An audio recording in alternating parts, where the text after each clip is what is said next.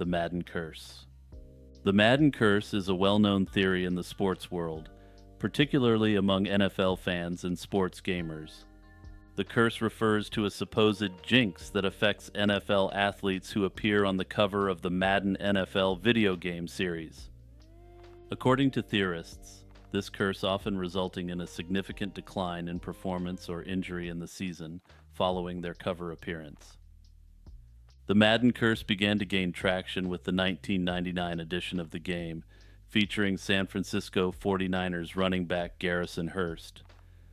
Hurst had a stellar season in 1998, rushing for almost 1,600 yards, but suffered a devastating broken ankle during the playoffs, causing him to miss the entire next 2 seasons.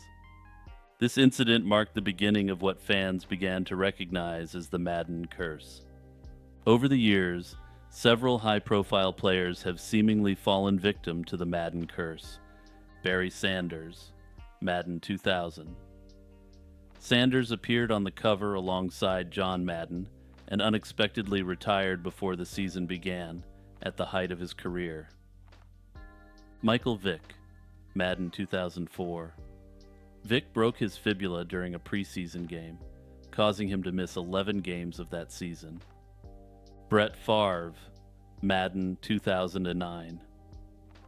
Initially retired when selected for the cover, Favre later returned to play for the New York Jets. During that season, he suffered an arm injury, torpedoing the Jets' season.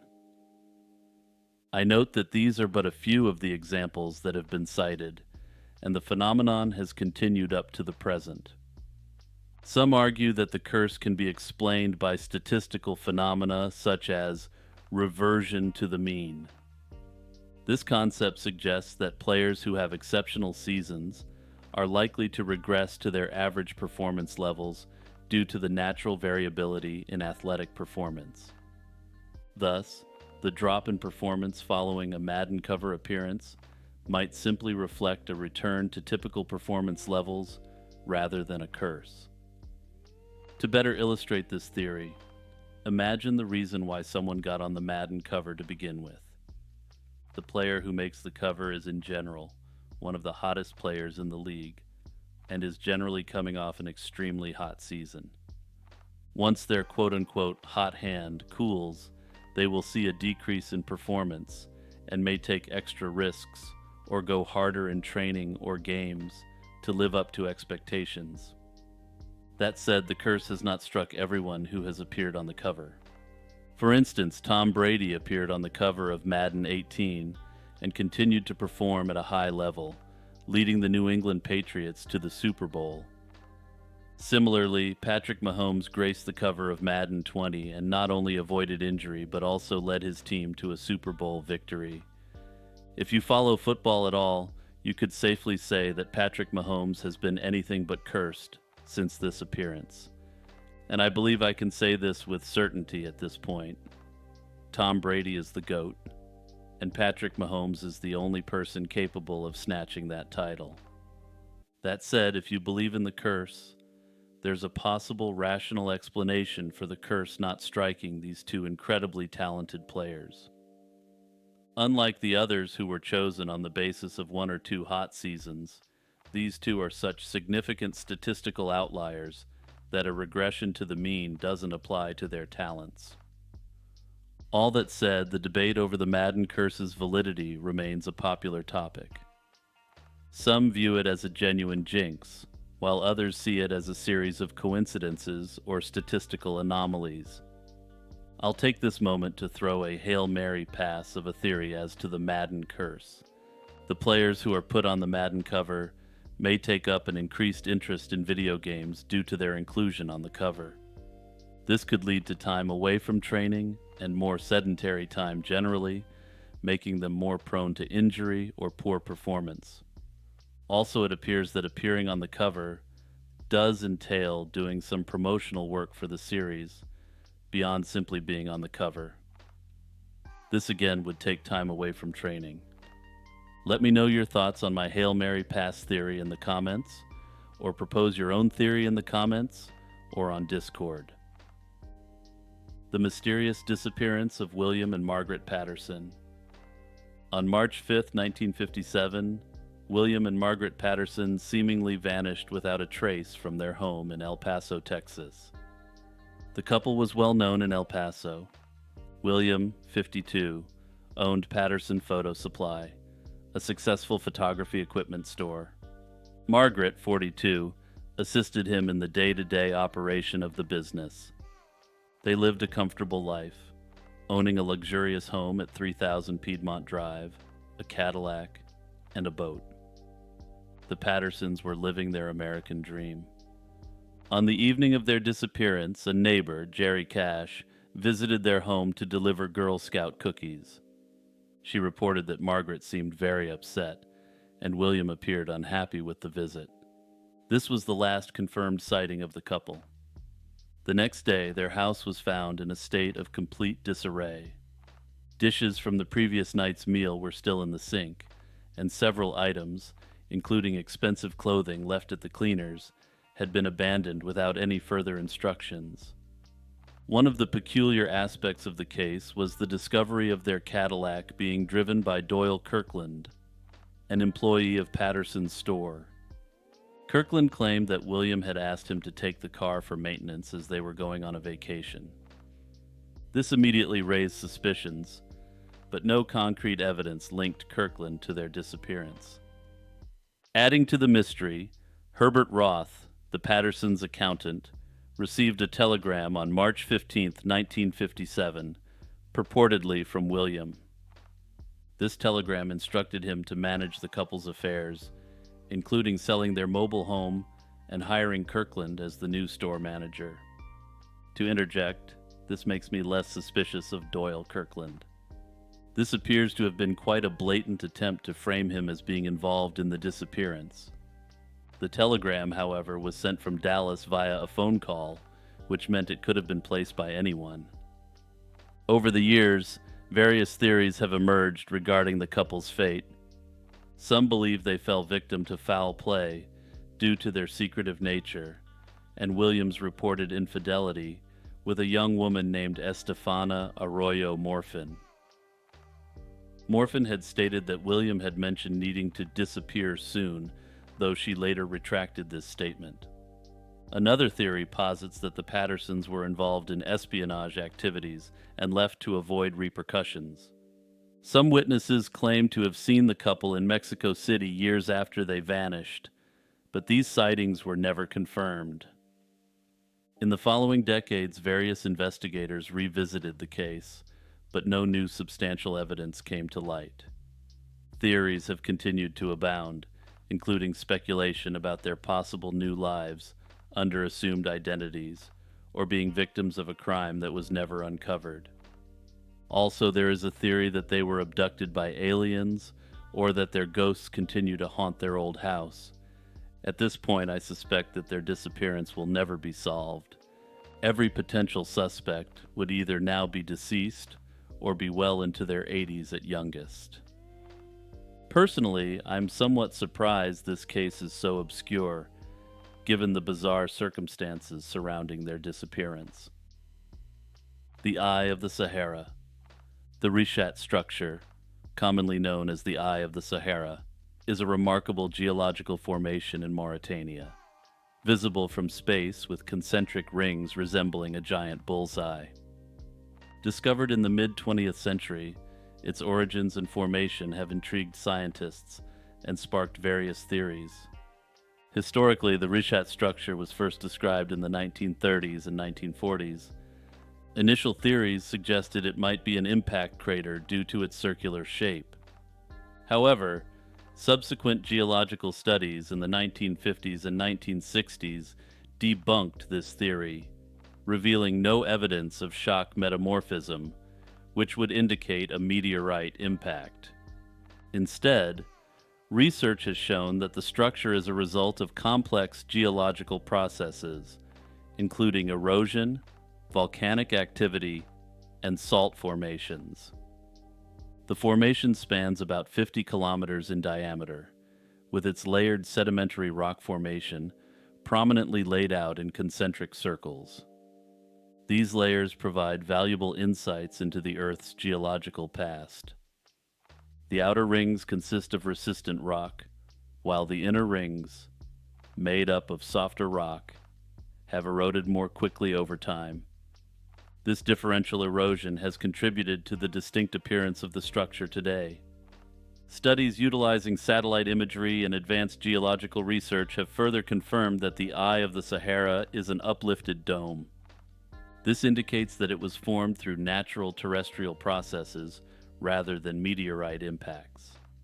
Scientifically, the Eye of the Sahara is significant not only because of its unique appearance, but also due to its composition. The structure includes sedimentary rocks dating back to the Paleozoic era, offering a chronological record of environmental conditions and geological processes over time. The Eye of the Sahara has also become a focal point for studying the history of the Sahara itself, including climate changes and erosional history. The formation has also sparked cultural and mythological interest, particularly regarding the legend of Atlantis. The circular pattern and striking resemblance to descriptions of the mythical city in Plato's writings have led to speculations that the reshot structure could be the site of Atlantis.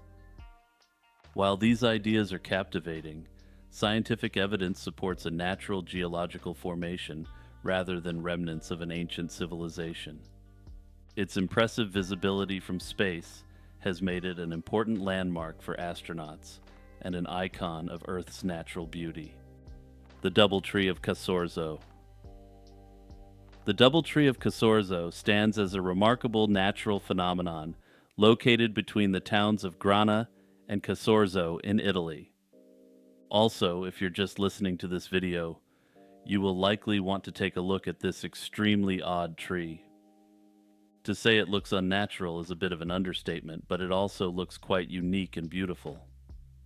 This unique botanical spectacle involves a cherry tree growing atop a mulberry tree, defying common botanical norms and fascinating those who witness it. Historically, there's no definitive explanation for how the cherry tree came to flourish on top of the mulberry. A popular local theory suggests that a bird may have dropped a cherry seed atop the mulberry tree. The seed then germinated and sent roots down through the hollow trunk of the mulberry to reach the soil, enabling it to grow into a full-size tree. The Doubletree of Casoro is a rare example of a large double tree, or epiphyte, where one tree grows upon another.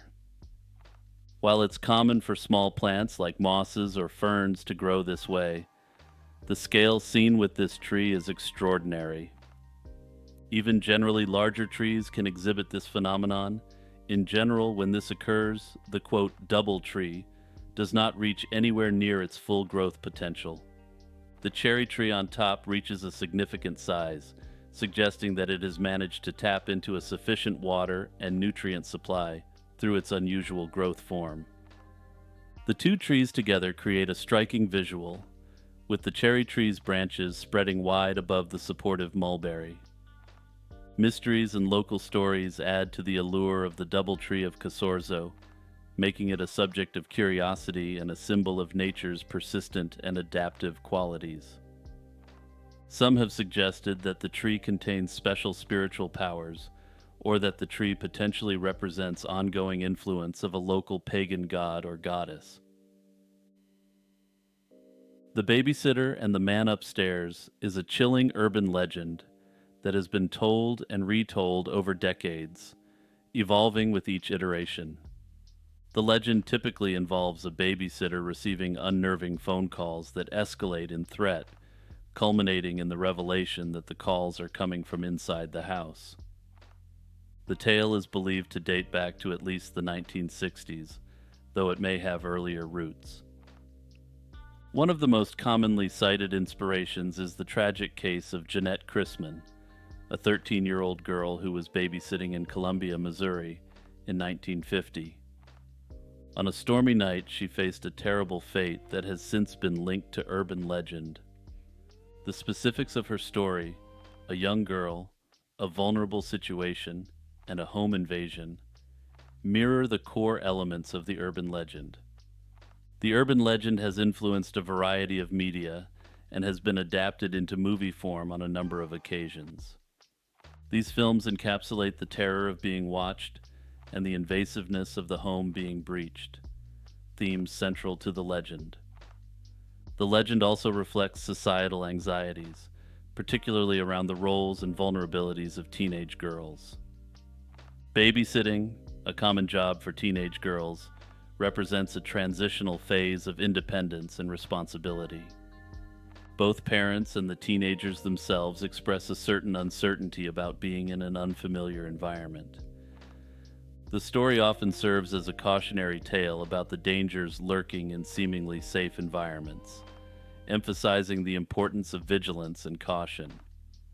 While the story itself is fictional, real-life events have undoubtedly influenced its development. The unsolved case of Jeanette Christman remains one of the most cited real-life parallels, lending a grim authenticity to the legend. The Seven Whistlers. The legend of the Seven Whistlers involves the eerie nocturnal cries of seven birds, which are said to portend calamities or major disasters. Originating from various parts of England, the tale of these birds has been a persistent aspect of local superstition, particularly among those in risky occupations such as coal miners. The folklore asserts that these birds' cries serve as a premonition, preventing those who hear them from descending into potential danger below the Earth's surface. Such actions often followed tragic mining accidents, which retrospectively were linked to the whistlers' cries, reinforcing the belief in their predictive powers. The fear was that ignoring these warnings could lead to catastrophic events, such as mine collapses or other disasters. While specific dates and details of these incidents are often not well documented, they are a recurring theme in the oral histories of mining communities. This belief was so strong that it significantly influenced the daily operations of mining communities during the 19th century. Similarly, sailors would interpret the whistling as a sign to avoid setting sail, thus intertwining the legend with occupational safety practices of the time. Interestingly, while the legend attributes the whistling to supernatural causes, the actual source of these sounds is more earthly. The birds most commonly linked to the seven whistlers are curlews.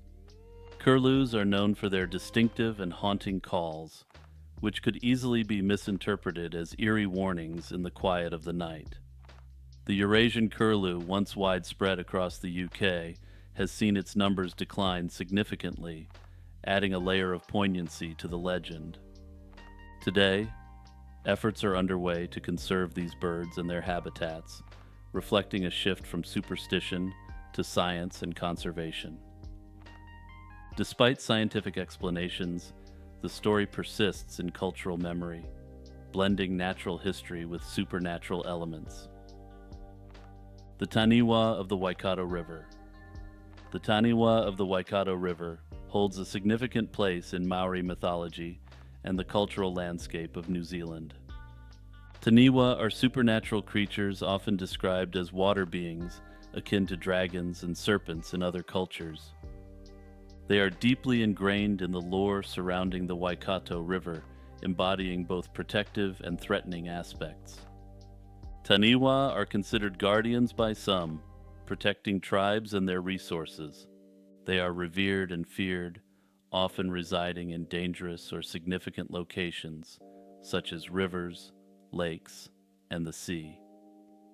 These creatures are integral to the tribal histories and spiritual beliefs of Maori, serving as embodiments of tribal identity and protectors of the natural world. The Tanifa of the Waikato River are often metaphorically linked to chiefs, symbolizing their power and authority.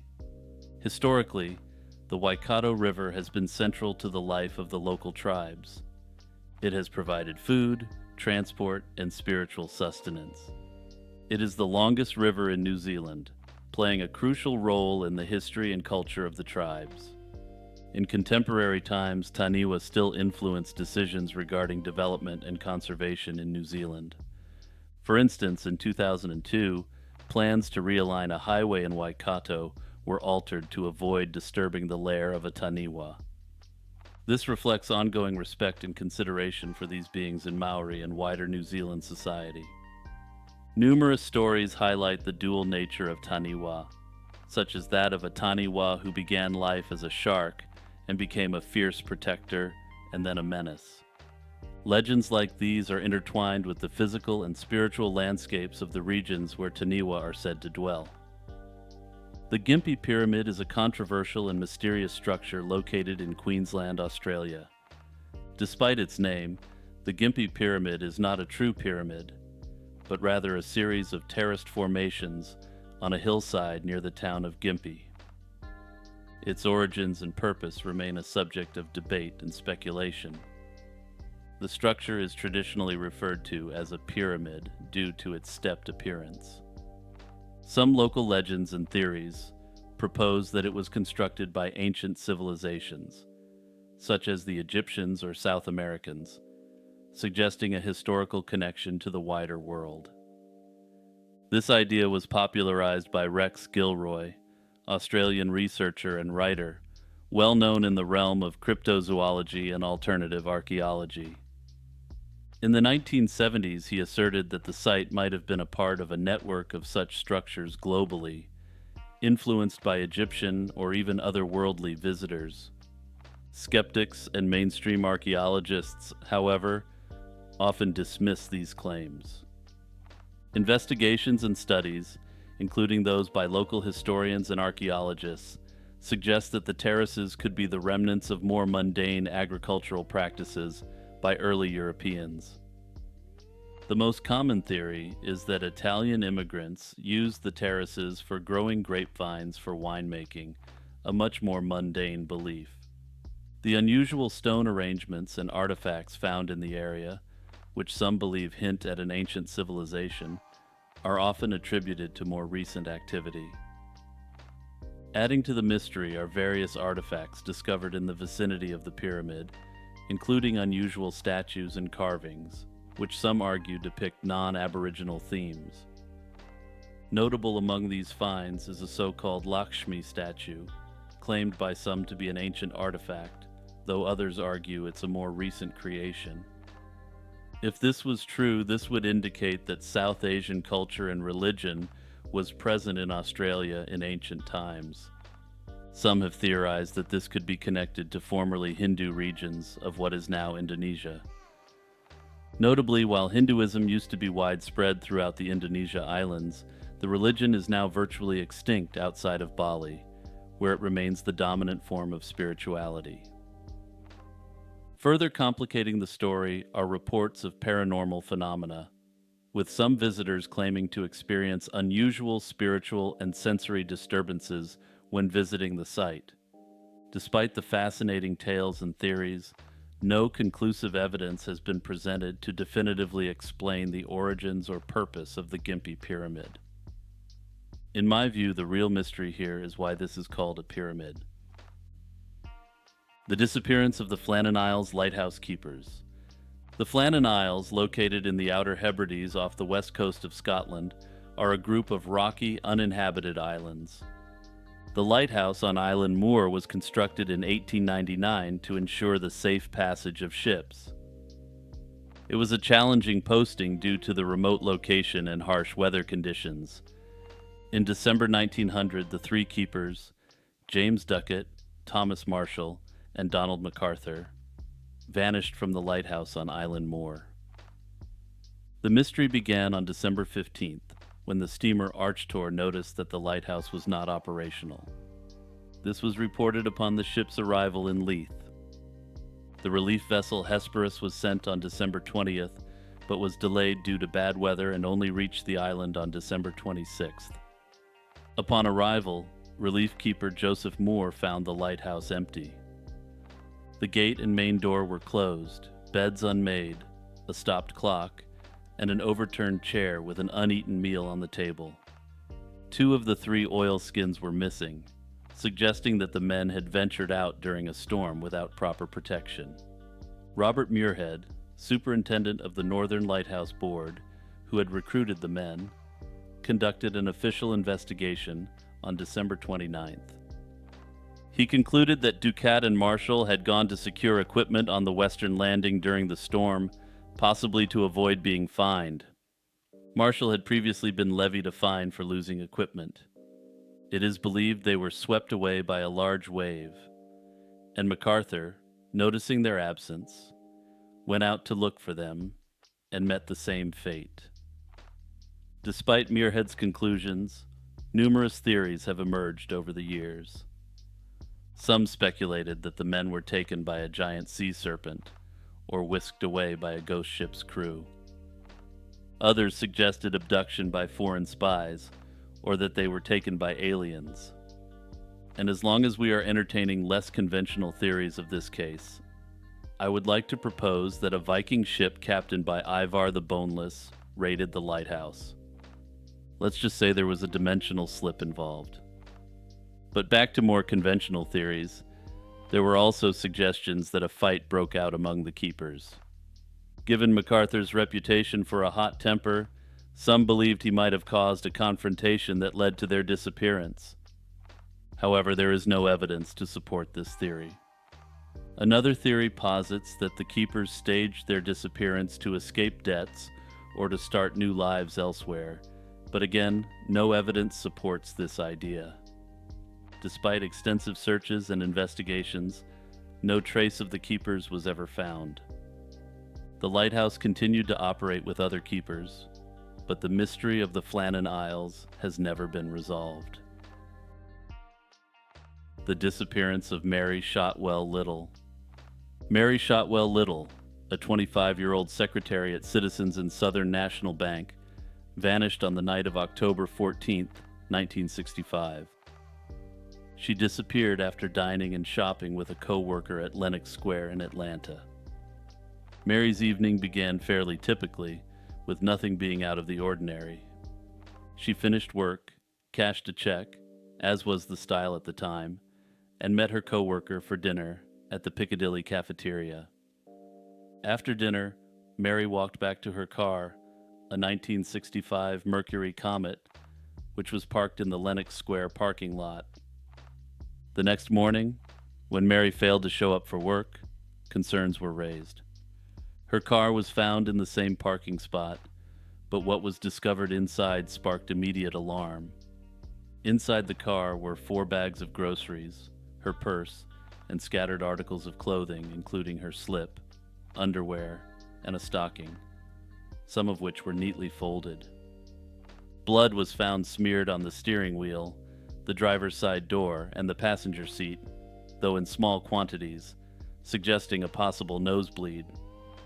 The presence of blood, coupled with an unknown fingerprint on the steering wheel, led some investigators to theorize that the scene might have been staged. Further perplexing were the subsequent sightings and clues. On October 15th, the day after her disappearance, Mary's gasoline card was used twice in North Carolina, first in Charlotte and later in Raleigh. Witnesses at both locations recalled seeing a woman matching Mary's description, seemingly injured and in the company of an unshaven man who appeared to be controlling her. Also, I have to question why these individuals didn't alert the police if they saw an injured woman in distress and apparently under the control of another individual. The signatures on the credit slips appeared to match Mary's handwriting, but the circumstances of these sightings remain unclear. Adding to the mystery, a ransom demand was made shortly after news of the credit card use surfaced. The caller instructed Mary's husband, Roy, to go to a specific location in North Carolina for further instructions. This led only to a blank piece of paper, and the caller was never heard from again.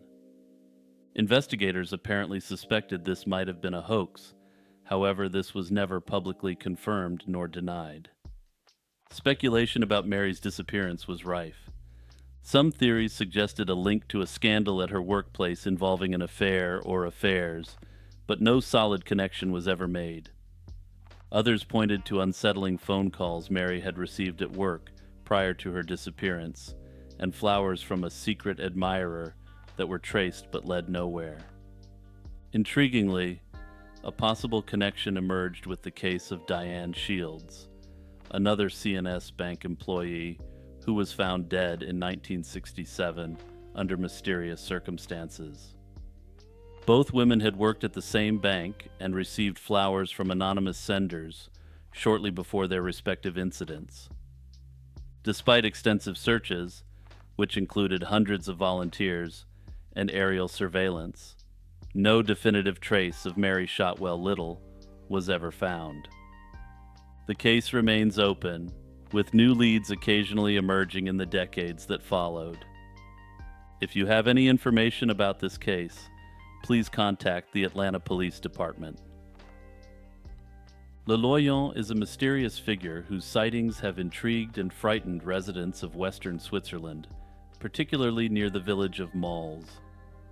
The name Le Loyon is not directly translatable in a meaningful way, as it appears to be a unique identifier or name given to this figure without a clear literal meaning in French. First reported around 2003, this individual is typically seen wearing a vintage gas mask and a long dark cloak. Le Loyon has been observed for over a decade, with sightings peaking in the early 2010s. The figure was first documented in local folklore, but gained wider attention when photographs and videos began surfacing online. An amateur photographer captured the first known image of Le Loyon in September 2013, which was later published by the Swiss news outlet Le Matin. Also, if you're interested in seeing what this figure looks like, I've included this picture on the screen.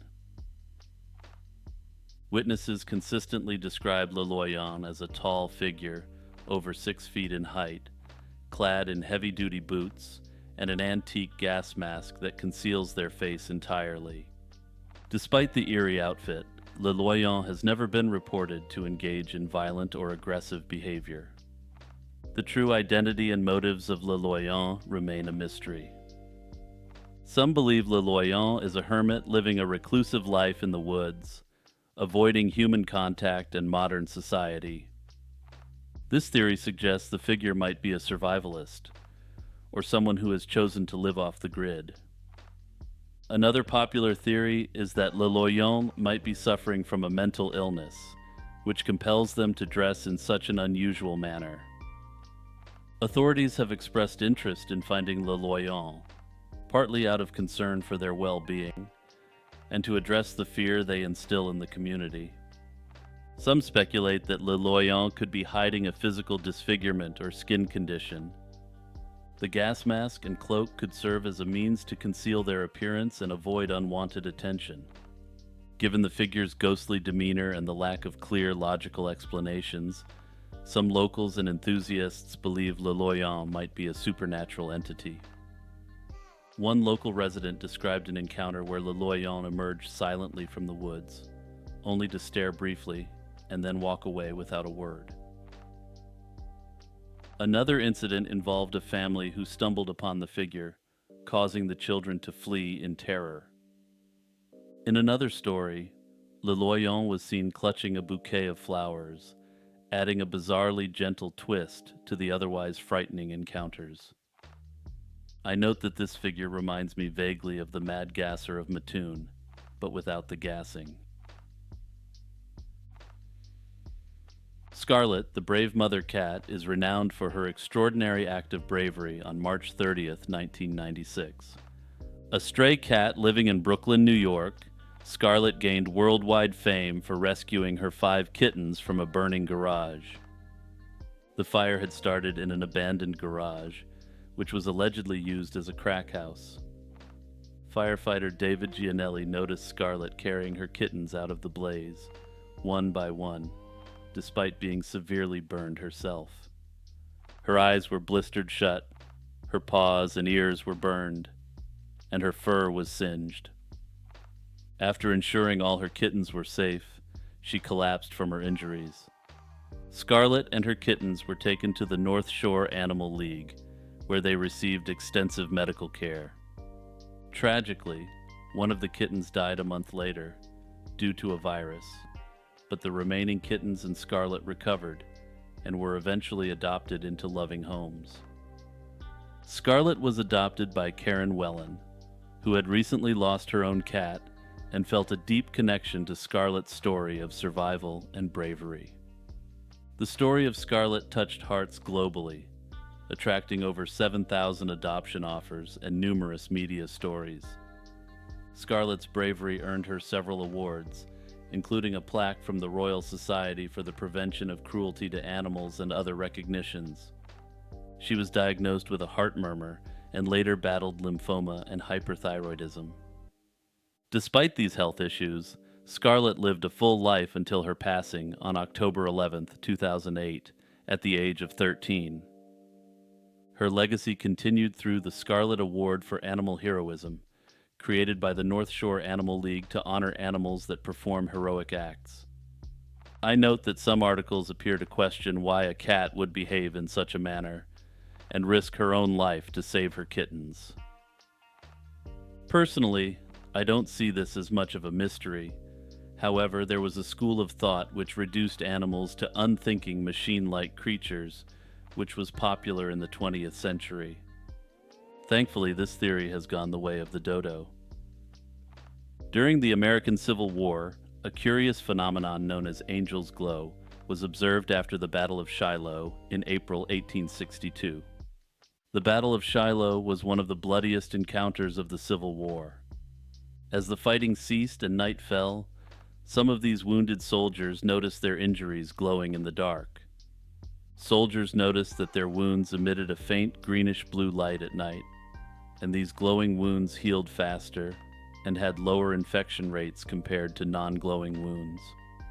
Initially, this glow was seen as a sign of divine intervention, hence the name Angel's Glow. Many historical accounts of the glowing wounds were dismissed as folklore or exaggerations. The consistency of these reports across different sources, however, suggested that there was a real phenomenon at play. Medical records from the era were sparse and often incomplete, adding to the difficulty in verifying these accounts scientifically. In 2001, the mystery was unraveled by high school students Bill Martin and Jonathan Curtis during a science fair project. Their research revealed that the glow was caused by a bioluminescent bacterium called Photorhabdus luminescens. This bacterium lives symbiotically inside parasitic nematodes, which infect insect larvae.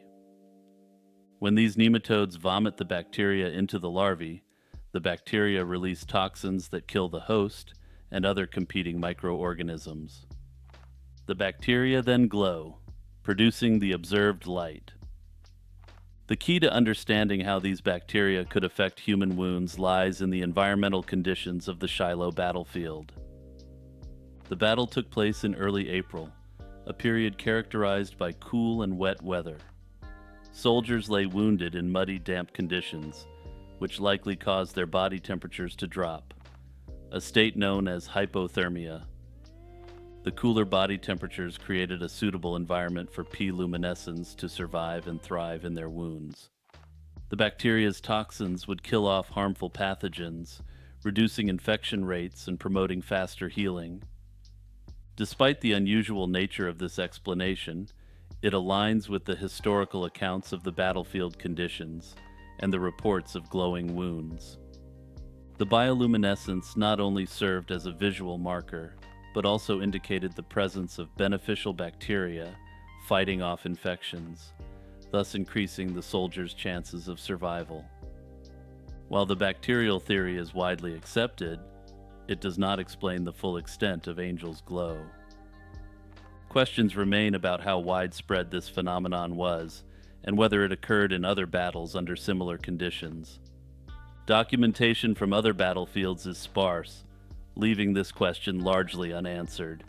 Like, subscribe, join the Patreon or YouTube membership, join the Discord, and also check out my Spotify page for lo-fi beats. The mysterious disappearance of Theodosia Burr Alston. Theodosia Burr Alston was the daughter of the third U.S. Vice President Aaron Burr.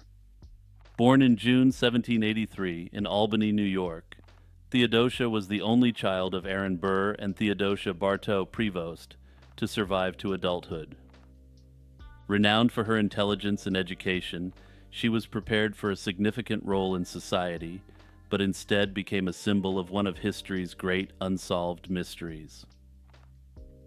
Theodosia married Joseph Alston, a wealthy South Carolina planter who would later become governor of the state. Their marriage was marked by tragedy. Theodosia suffered severe health problems following the difficult birth of their son, Aaron Burr Alston, in 1802. Her health continued to decline, and the passing of her son from malaria in 1812 devastated her. In an attempt to recover from this loss and reunite with her father, who had just returned from self-imposed exile in Europe, Theodosia decided to travel to New York. On December 31st, 1812, she boarded the schooner Patriot in Georgetown, South Carolina. The ship, however, never reached its destination. The Patriot, along with Theodosia and the crew, vanished, sparking numerous theories and legends. One prominent theory suggests that the Patriot was caught in a severe storm off the coast of Cape Hatteras, North Carolina. British naval logs from January 2, 1813, document a powerful storm in the area, supporting the idea that the ship could have been lost at sea due to weather conditions. Another theory simply states that the vessel was likely assaulted by the British in the War of 1812, leading to the loss of the vessel at sea. Another theory involves piracy. The early 19th century was rife with pirate activity along the American coast, particularly near North Carolina's Outer Banks. Stories circulated that the Patriot might have been overtaken by pirates, who were notorious for plundering ships and often leaving no survivors. A compelling yet unverified story from 1872 claims that pirate Dominique Yu confessed to capturing the Patriot and forcing Theodosia and the crew to walk the plank. Adding to the intrigue is the so-called Nag's Head portrait. In 1869, a doctor in North Carolina reportedly received a portrait of Theodosia as payment from a dying woman. The woman claimed her husband had found the painting on a shipwreck during the War of 1812. This portrait, believed by some to be of Theodosia in middle age, fueled further speculation about her fate. Yet another story involves an Indian chief who supposedly rescued Theodosia from a shipwreck. According to this legend, a chief in Texas possessed a gold locket inscribed with Theodosia's name, claiming he had rescued her. Although optimistic, this tale remains highly improbable given the location of the alleged rescuer and lacks substantial evidence. Despite these theories, no definitive evidence has surfaced to confirm any single explanation. The Seattle windshield pitting epidemic. In April 1954, Seattle and surrounding areas experienced a strange phenomenon known as the Seattle windshield pitting epidemic. It began in the town of Bellingham, where residents noticed small holes, pits, and dings on their car windshields. Initially attributed to vandalism, with theories about BB guns being widely accepted, the phenomenon soon spread to nearby towns before reaching metropolitan Seattle. As the reports increased, theories about the cause of the windshield pitting became more elaborate and varied. Some suggested cosmic rays or fallout from recent nuclear bomb tests, while others thought it might be due to a new 1,000,000-watt radio transmitter at the Jim Creek Naval Radio Station. There were even hypotheses about sand fleas laying eggs in the glass, or a mysterious atmospheric event. Despite the range of explanations, none could be conclusively proven. By mid-April, the number of reported cases skyrocketed. Close to 3,000 windshields were reported as damaged, leading to widespread concern. Seattle Mayor Alan Pomeroy sought help from Washington Governor Arthur B. Langley and even President Dwight D. Eisenhower. A committee of scientists from the University of Washington conducted investigations and found that the damage was likely due to normal driving conditions. They found that most were caused by small objects striking the windshields. Most of the affected windshields were from older cars, suggesting the pits had always been there, but went unnoticed until the media frenzy brought attention to them. Despite the scientific explanations, law enforcement continued to receive reports. King County Sheriff Harlan S. Callahan and his deputies examined 15,000 cars, finding damage in over 3,000 of them.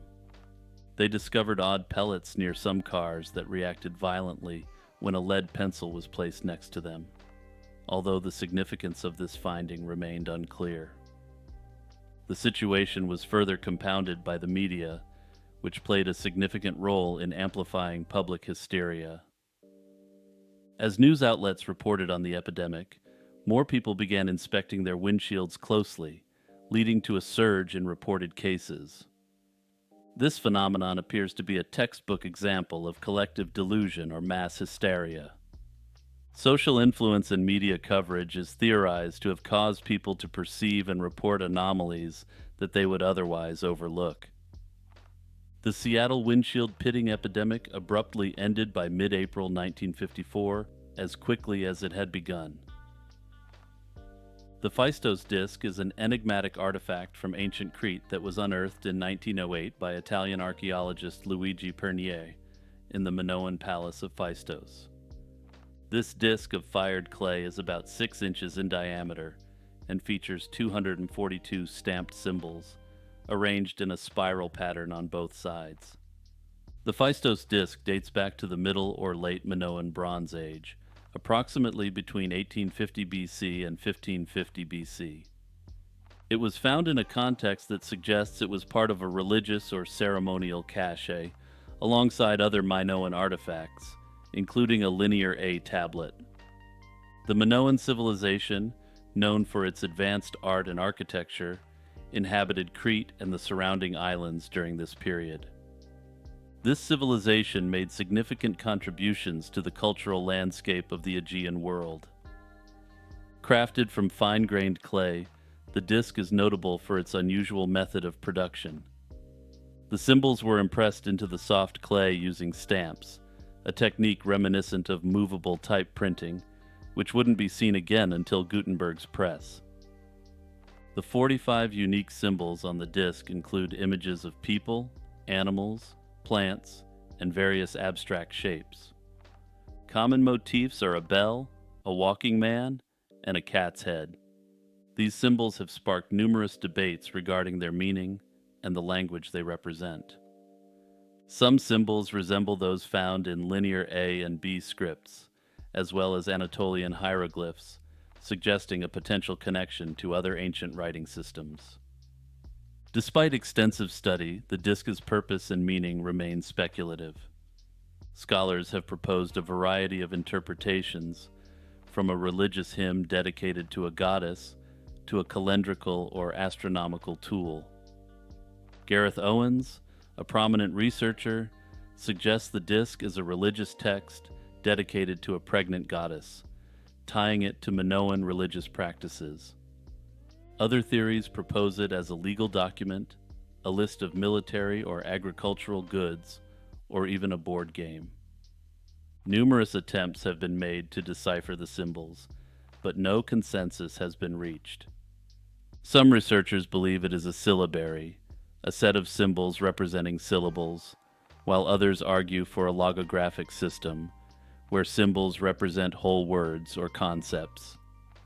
The uneven distribution of symbols and the lack of a comparative Rosetta Stone-like artifact complicate these efforts. This artifact is currently housed in the Archaeological Museum of Heraklion in Crete, where it continues to attract attention and curiosity from visitors and researchers around the world. The killing of Henrik Siwiak. Henrik Siwiak, a Polish immigrant, moved to New York City in 2000 in search of better opportunities after losing his job in Poland. He hoped to support his family by finding work in the U.S. Siwiak settled in Far Rockaway, Queens, and worked various jobs, sending half of his earnings back home each month. On September 11, 2001, Siwiak was working at a construction site in Lower Manhattan when he witnessed one of the planes hitting the World Trade Center. Despite the chaos of the day, he secured a job for the evening. cleaning a Pathmark supermarket in Brooklyn. His landlady mistakenly directed him to the wrong location, sending him to Albany Avenue in Bedford-Stuyvesant instead of Albany Avenue in East Flatbush. Siwiak arrived in Bedford-Stuyvesant around 11 p.m., far from his intended destination. He walked through a neighborhood that was known for high crime rates, including drug activity and robberies. Dressed in a camouflage jacket and black army boots, he may have appeared suspicious to some residents. Tragically, Siwiak was shot several times shortly before midnight while trying to find his way. He managed to ring the doorbell of a nearby brownstone, but no one answered. Regrettably, he succumbed to his injuries on the sidewalk. The investigation into Siwiak's case was severely hampered by the events of 9/11. The NYPD was overwhelmed, and the resources typically allocated to a homicide investigation were unavailable. The crime scene was processed by an evidence collection team that usually handled nonviolent crimes, and only a few detectives were available to canvass the area. Despite the circumstances, some evidence was collected, including shell casings. Siwiak's wallet contained $75, indicating that robbery was either not the motive or was botched. The police believe that language barriers may have prevented Siwiak from understanding any commands or threats made by his assailants.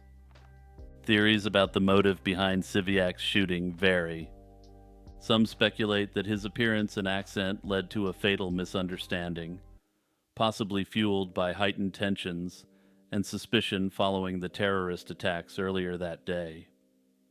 Others believe it was a case of mistaken identity or a botched robbery.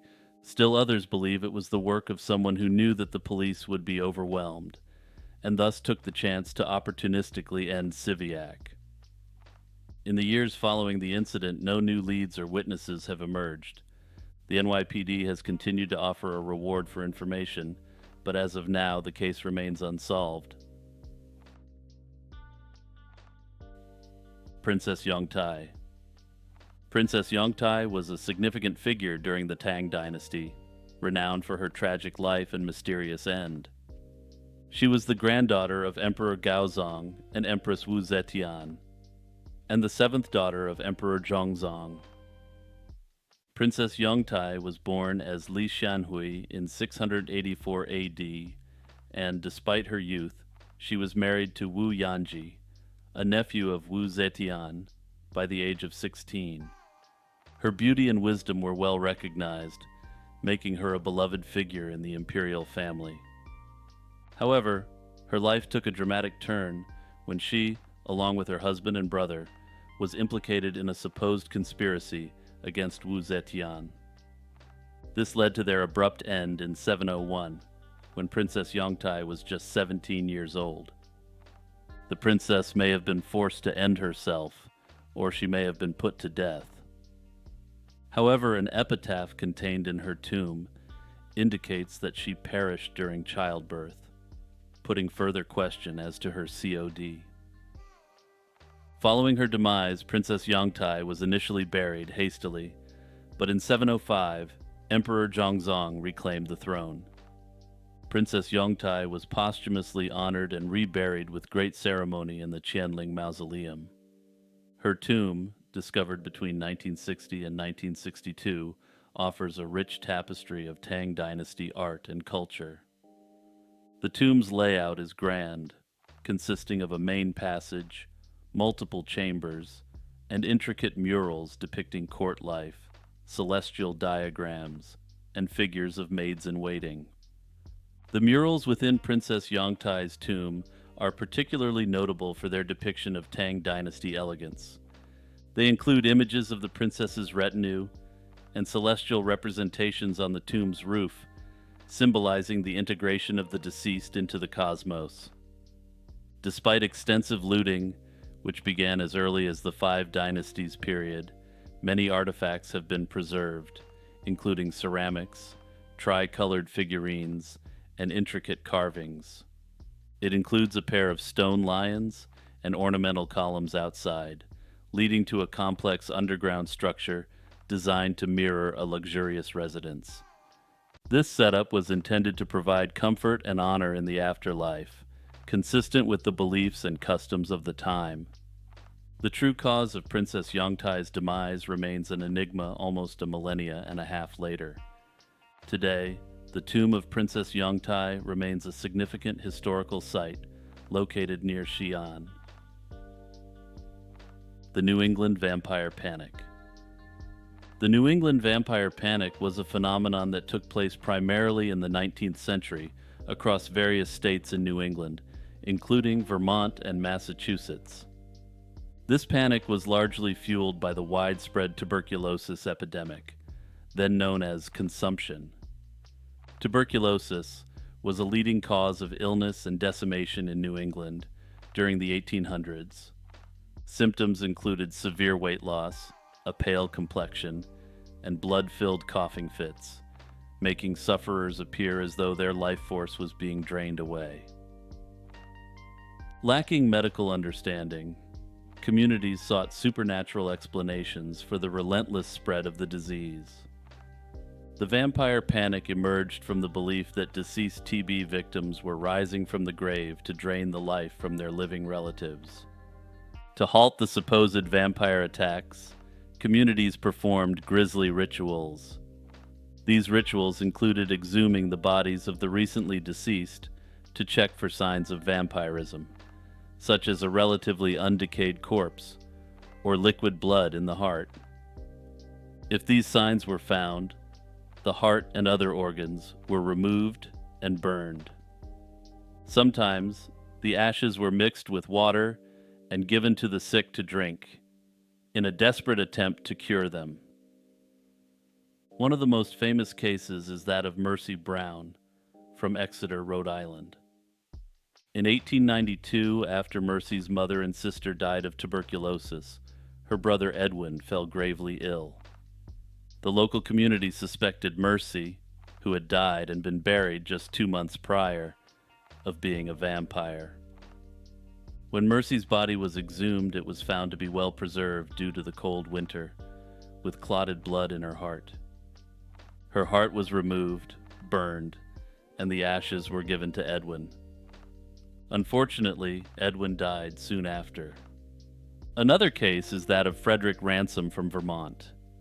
In 1817, his family, fearing he was causing their continued suffering after his passing, exhumed and burned his heart.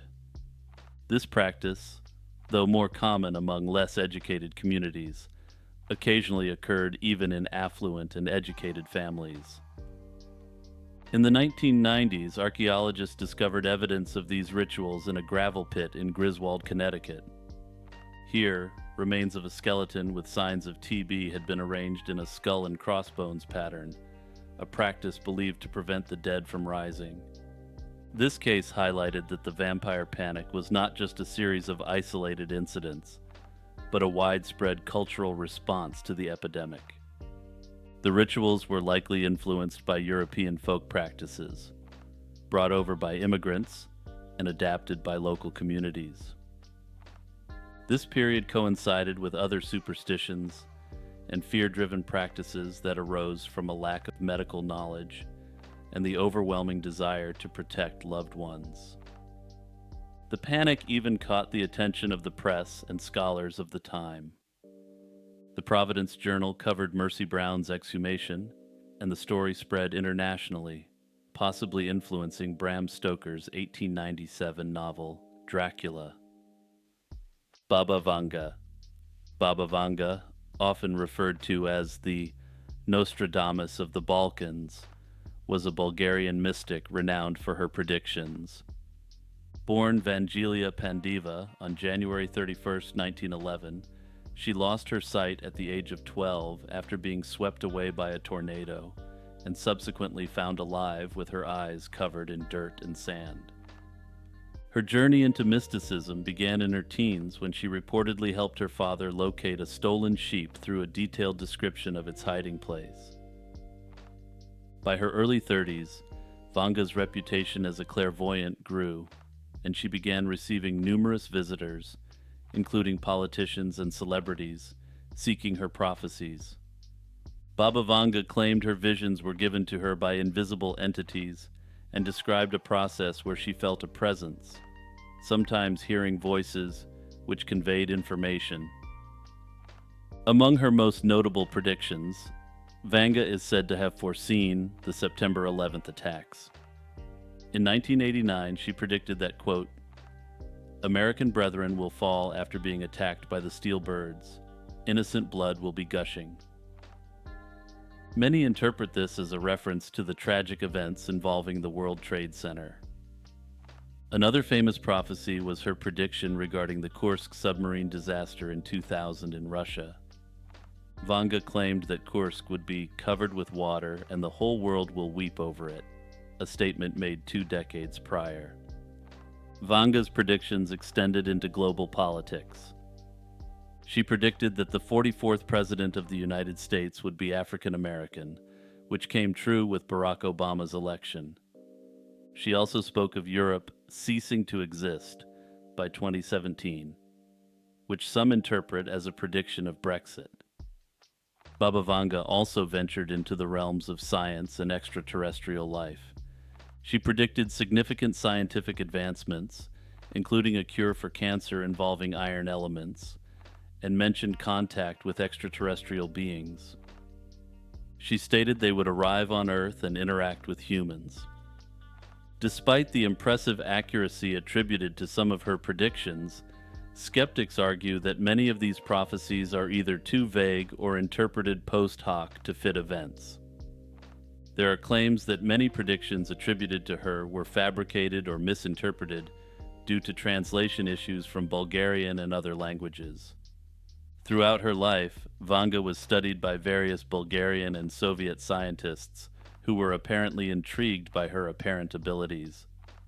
Some researchers concluded she had an 85% accuracy rate in her predictions, although this figure is widely debated and disputed. Baba Vanga's legacy continues to fascinate people worldwide. Her home in Petric, Bulgaria, remains a place of pilgrimage. She passed away in Sofia, the capital of Bulgaria, in 1996.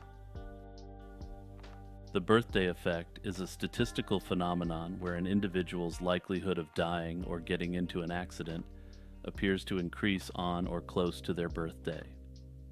Historically, the birthday effect has been recognized across different countries and populations. Studies in the US, England and Wales, Switzerland, and Ukraine have all shown an uptick in mortality rates around birthdays. Researchers have tried to understand this phenomenon by analyzing death records and noting consistent patterns. Several theories have been proposed to explain the birthday effect. One prevalent theory is the psychosomatic or psychological model, suggesting that stress or emotional states associated with birthdays might contribute to the phenomenon. For instance, individuals might experience heightened stress or reflection as they age, which could exacerbate underlying health conditions. This theory is supported by similar increases in mortality rates around holidays, such as Christmas, where emotional stress might play a significant role. Another theory revolves around the body's biological rhythms. Some scientists propose that just as humans have a 24-hour circadian rhythm, there might also be a circannual biological rhythm influenced by the time of year one is born. This rhythm could affect an individual's health, making them more vulnerable to health crises around their birthdays. Statistical explanations have also been explored. One suggestion is that errors in recording dates on death certificates might account for some of the observed birthday effect. Misrecorded dates or placeholder dates could artificially inflate the number of deaths recorded on birthdays. However, the consistent pattern of increased mortality rates immediately before and after birthdays suggests that statistical errors alone cannot fully explain the phenomenon. The Black Annis. Black Annis, a figure rooted deeply in English folklore, is a legendary character primarily associated with Leicestershire. Known by various names such as Black Anna, Black Agnes, and Cat Anna, she is often depicted as a blue-faced hag with iron claws and a sinister presence. Her skin is described as pale blue, likely due to her prolonged dwelling in a cave, and she is often depicted with a single eye and jet black hair resembling straw. Her most distinctive features include her discolored, razor-sharp teeth and translucent eyes. The origins of Black Annis are shrouded in mystery, with various theories attempting to explain her story. One prominent theory suggests that she might have been inspired by a real person, Agnes Scott, a medieval woman who lived in a cave in the Dane Hills and devoted her life to prayer. This theory posits that the fearsome image of Black Annis evolved from the distorted memories of Agnes Scott. Others believe that Black Annis has roots in Celtic mythology, potentially linked to a goddess. Some legends even suggest connections to Germanic mythology, particularly the figure of Hel, known as the ruler of the realm of the dead. Furthermore, some contemporary interpretations suggest that Black Annis might be a symbolic representation of deeper psychological fears and societal anxieties. Black Annis is often portrayed as a bogeyman figure, used by parents to scare children into obedience. According to local tales, she would reach through windows to snatch children from their homes, a story that led some households in Leicestershire to build small windows to keep her out. One of the most famous stories describes how she would lure children into her cave with promises of sweets, only to trap them with her iron claws. Her cave, known as Black Annis's Bower, was said to be located in the Dane Hills, where she would hang the skins of her prey on a tree outside her lair. The chilling wails and screeches emanating from her cave added to her terrifying legend. In modern times, Black Annis continues to capture the imagination. A notable tradition linked to her legend was the drag hunt, held annually on Easter Monday until the late 18th century. This event involved dragging a dead cat soaked in oil before a pack of dogs from her bower to the mayor of Leicester's house, symbolizing the end of winter. This tradition has fortunately gone the way of the dodo. The Dublin Railway Slaying. This is a recommendation from Discord community member Lauren Redmond. Join the Discord by clicking the link in the description to interact with the community or leave a suggestion. In November 1856, Dublin was rocked by a sensational case at the Broadstone Railway terminus, known today as the Dublin Railway Mystery. The story centers on George Little, the chief cashier at the railway, who was found dead beneath his desk in a locked office. This incident, marked by its dramatic circumstances and the era's limited forensic capabilities, has fascinated historians and true crime enthusiasts alike. The Broadstone Railway terminus was a bustling hub in Dublin, and George Little was responsible for significant sums of money. On the day in question, Little's colleagues noticed his absence, and after failing to get a response, forced entry into his locked office. They found him lying in a pool of blood, with no weapon in sight and thousands of pounds in gold and silver untouched. This locked room aspect made the case particularly perplexing.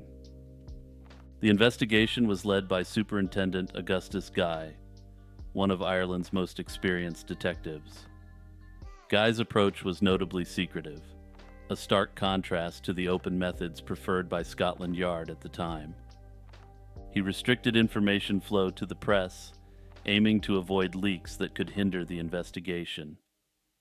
This tactic was innovative but also frustrating for the media, which thrived on detailed, sensational reporting. Despite the secrecy, the press coverage was extensive and competitive. Newspapers on both sides of the Irish Sea followed the case avidly, feeding a public already gripped by a wave of high-profile criminal cases. The Freeman's Journal, a leading nationalist newspaper, was particularly detailed in its reports, suggesting it had inside sources within the police force. One notable twist came when a local woman claimed to know the culprit, adding another layer of intrigue. However, the primary suspect became James Spallin, the station's fireman. Spallin's arrest was based on circumstantial evidence, with no clear eyewitnesses or definitive proof linking him to the crime.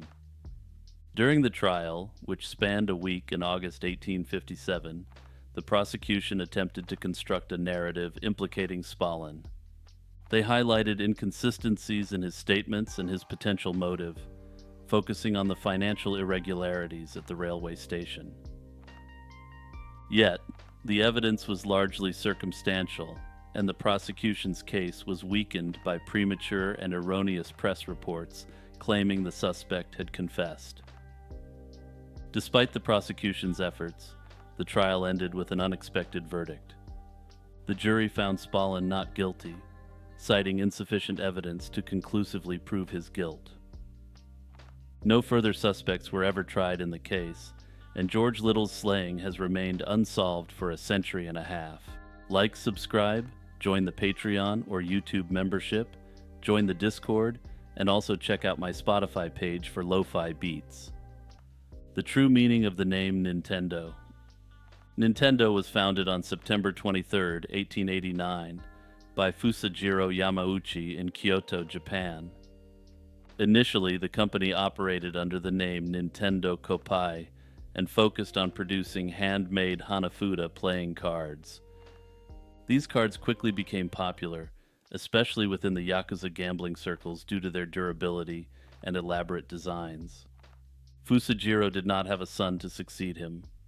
Therefore, his son-in-law, Sekiro Kaneda, later Sekiro Yamauchi after adopting the family name, took over the company in 1929.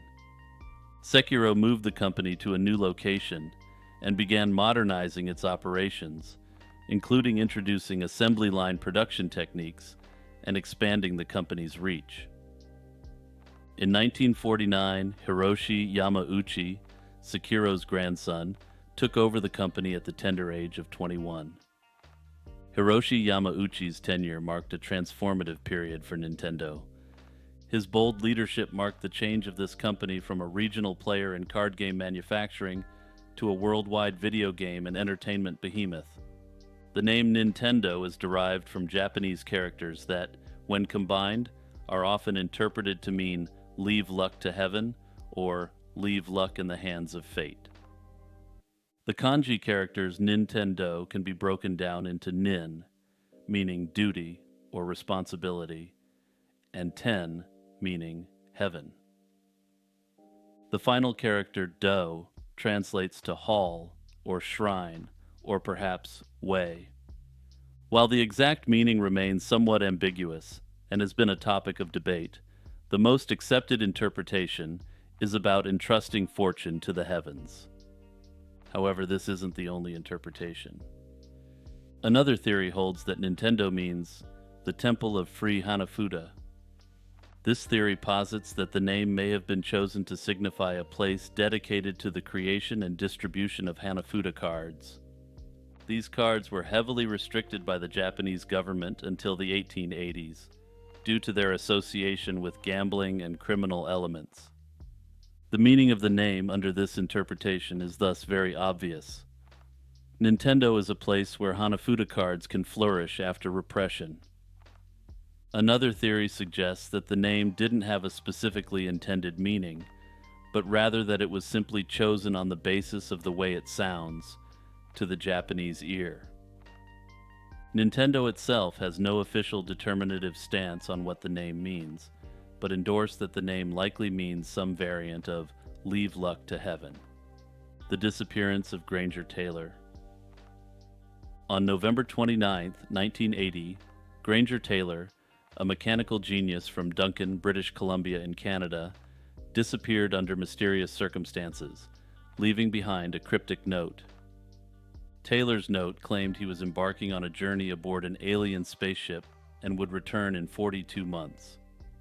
This bizarre case has since fueled numerous theories and remains one of British Columbia's most widely known unsolved mysteries. Granger Taylor was well known locally for his mechanical skills, with many describing his aptitude as genius level. He restored a World War II fighter plane and even built a replica of a spaceship using 2 satellite dishes and other parts. Taylor's fascination with UFOs and space grew into an obsession, leading him to spend countless hours in his homemade spaceship, claiming he communicated with extraterrestrials. On the night of his disappearance, a severe storm hit Vancouver Island. Taylor left a note on his parents' bedroom door stating he was boarding an alien spaceship and would be gone for 42 months. He also left all his earthly possessions to them for safekeeping during this period. Granger was last seen driving his 1972 light blue Datsun truck, which has never been found. There are a number of theories which have swirled about since his disappearance. The most sensational theory is that Taylor was indeed taken by aliens. His note and prior statements to friends about communicating with extraterrestrials suggest he genuinely believed in this possibility. Some believe he may have been experiencing delusions or was influenced by popular culture at the time, which was rife with UFO sightings and alien abduction stories. Others believe that he had attracted the attention of otherworldly beings due to his advanced mechanical abilities and aptitudes.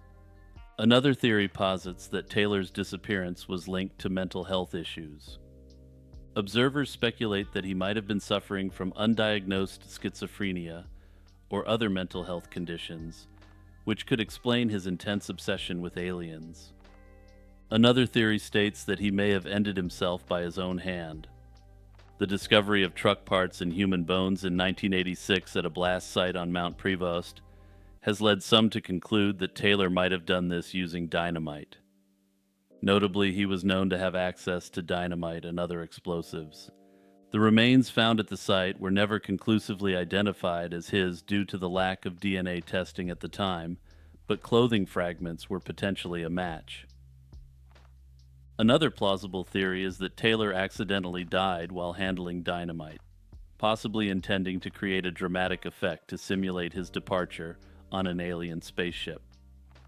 Another version of this theory suggests that he genuinely believed that blowing up his truck was a signal to the aliens to come get him. Those who support this theory suggest this was his version of hailing an intergalactic taxi ride for the next 42 months. Despite extensive searches and media coverage, no conclusive evidence about Taylor's fate has emerged. His family, particularly his parents, held out hope for his return until their respective deaths. The official investigation was closed after the remains and truck parts were found, but the case remains a topic of speculation and debate among UFO enthusiasts. Notably, despite the closure of the investigation, the authorities did not conclusively find the remains to be that of Granger. This was a suggestion by Discord user Danson1999. If you have a suggestion that you would like to see included in this series, please join the Discord or leave a comment. Maurice Tillet, born in 1903 in the Ural Mountains of Russia to French parents, led a life marked by unique physical transformations and a notable wrestling career. His story has intrigued many, especially with rumors suggesting he was the real-life inspiration for the character Shrek in the DreamWorks animated film. Maurice's early years were relatively ordinary, with little to suggest what would eventually make him famous. Nicknamed the Angel by his mother for his cherubic face, he seemed destined for a regular life. However, at the age of 20, Maurice noticed unusual swelling in his feet, hands, and head. He was diagnosed with acromegaly, a condition caused by a tumor on the pituitary gland that results in bone overgrowth and thickening. Initially, Maurice pursued a law degree from the University of Toulouse, but felt his physical appearance would hinder his success in this field. He served in the French Navy as an engineer for 5 years before meeting Carl Poyello, a Lithuanian wrestler who saw potential in Maurice's unique appearance. Maurice moved to Paris with Poyello in 1937 and began training for a career in professional wrestling. By 1939, they had relocated to the United States to escape the turmoil of World War II, where Maurice's wrestling career flourished under the moniker the French Angel. In Boston, a wrestling promoter recognized Tille's potential, and he quickly became a major draw. Known for his unique appearance and formidable presence in the ring, Tille enjoyed immense popularity. Notably, while he was expected to play the role of a heel, or bad guy, due to his appearance, he fulfilled the role of a face, or good guy in the ring. From May 1940 to May 1942, he held the American Wrestling Association World Heavyweight Championship title and remained unbeaten for 19 consecutive months. Tille's success led to a proliferation of angel imitators, including wrestlers like Tor Johnson, who was known as the Swedish Angel. Despite his health beginning to decline by 1945, he continued to wrestle, with his last match occurring in 1953. In the early 1950s, Chicago sculptor Louis Link created a series of plaster busts of Maurice to commemorate his career. These busts are displayed in various locations, including Chicago's International Museum of Surgical Science. The connection between Maurice and Shrek, the lovable ogre from the 2001 DreamWorks film, has been widely speculated. Some fans and researchers have pointed out that DreamWorks may have taken inspiration from real-life figures who had a significant impact on popular culture, and Maurice fits this profile. Although no official statements have confirmed this, the speculation persists due to the compelling visual link.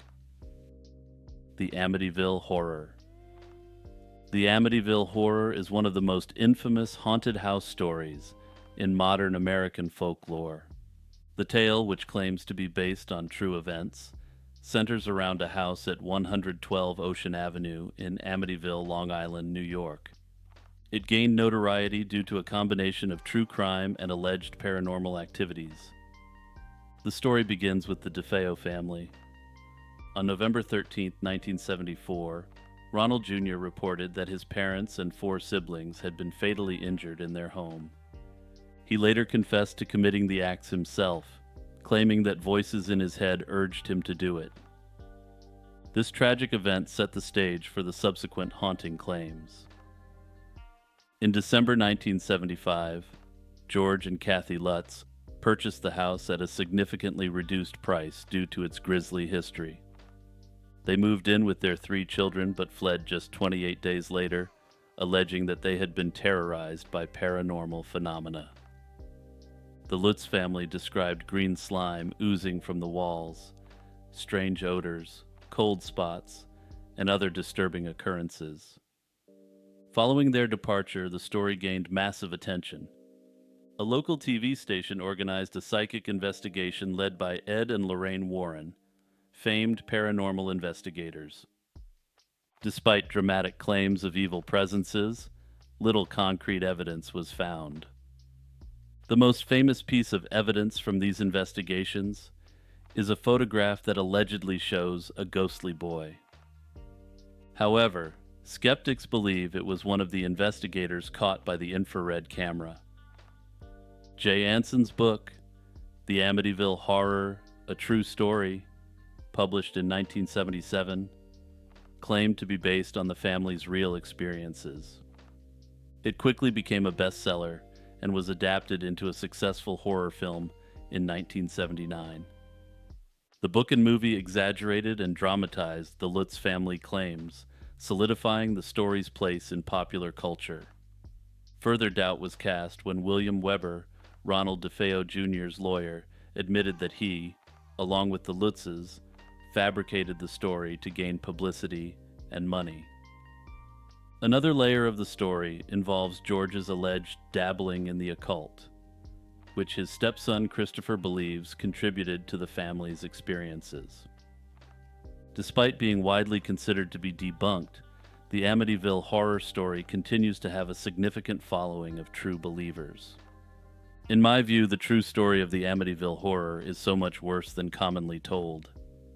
A family purchased a house where a horrific crime occurred and sought to profit off the slaying of the previous family in the house by turning it into a horror LARP. The Bimini Road is a mysterious underwater rock formation near North Bimini Island in the Bahamas. Discovered in 1968 by 3 men, this site consists of a series of rectangular limestone blocks extending for about half a mile. The discovery of the Bimini Road sparked significant interest and debate among archaeologists, geologists, and enthusiasts. Initial speculations centered around whether the formation was a natural geological phenomenon or evidence of an ancient civilization linked to the legendary lost city of Atlantis. The Bimini Road is composed of large, flat limestone blocks that appear to be carefully aligned. These blocks vary in size, with some measuring up to 13 feet long. Geological studies suggest that the formation could date back to around 10,000 years ago, a period that coincides with the last ice age when sea levels were significantly lower. Despite extensive research, there is no consensus on whether the Bimini Road is entirely natural or a man-made structure. Some researchers propose that it could be a natural beach rock formation, fractured and shaped by erosion and geological processes. Proponents of the Atlantis theory argue that the formation is the remains of an ancient harbor or road, built by a technologically advanced civilization that predated recorded history. They point to the precise alignment and rectangular shape of the blocks as evidence of human engineering. Conversely, skeptics argue that the Bimini Road is a natural formation.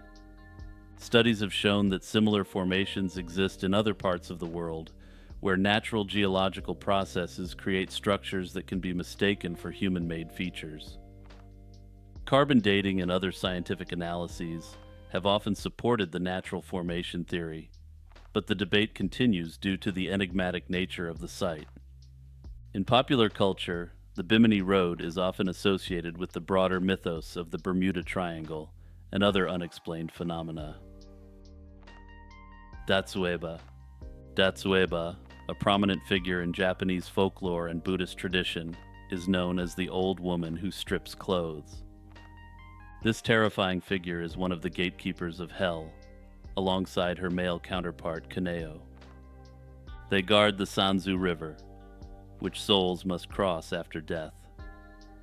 Datsueba's primary role is to strip away the clothes of the deceased, and if they arrive without clothes, she is known to tear off their skin instead. The origins of Datsueba's legend can be traced back to the 11th century, with her depiction becoming more visually prominent in Japanese art and religious texts by the 13th century. She appears in numerous Buddhist texts and visual representations, which depict her sitting by the Sanzu River, often under a tree. Datsueba's role is not just limited to the punishment of souls. She also has a nurturing aspect that is rarely acknowledged. In some depictions, she assists with childbirth, providing newborns with their skin, which must be returned to her upon death. This dual nature underscores her as a symbol of both life's beginning and end, and also shows her softer side. However, it does beg the question where she gets the skin to provide to the newborns. I assume there's some sort of disturbing underworld recycling program going on. Over the centuries, Datsueba's image evolved significantly. During the Edo period, for example, a statue of Datsueba at the Shojuin Temple in Edo, modern-day Tokyo, became immensely popular. This statue was believed to grant wishes and provide worldly benefits, marking a significant departure from her traditional image as a punisher of sins. In modern times, Datsueba continues to attract interest and veneration, and to a certain degree, fear. Hana Gaddafi. Hana Gaddafi was ostensibly the adopted daughter of Muammar Gaddafi. According to reports, Hana was born around November 1985 and was said to have been a casualty during the U.S. bombing of Libya in 1986. However, the veracity of this account has been frequently challenged, leading to various speculations and stories over the years. Initially, the narrative was straightforward. Hana was a baby who died in the U.S. bombing of Tripoli's Bab al-Azizia compound in April 1986. This attack, ordered by President Ronald Reagan, was in retaliation for the Libyan involvement in the Berlin nightclub bombing, which killed 2 American soldiers. Muammar Gaddafi publicly mourned Hana's death, which fueled anti-American sentiments and bolstered his own domestic image as a defender against Western aggression.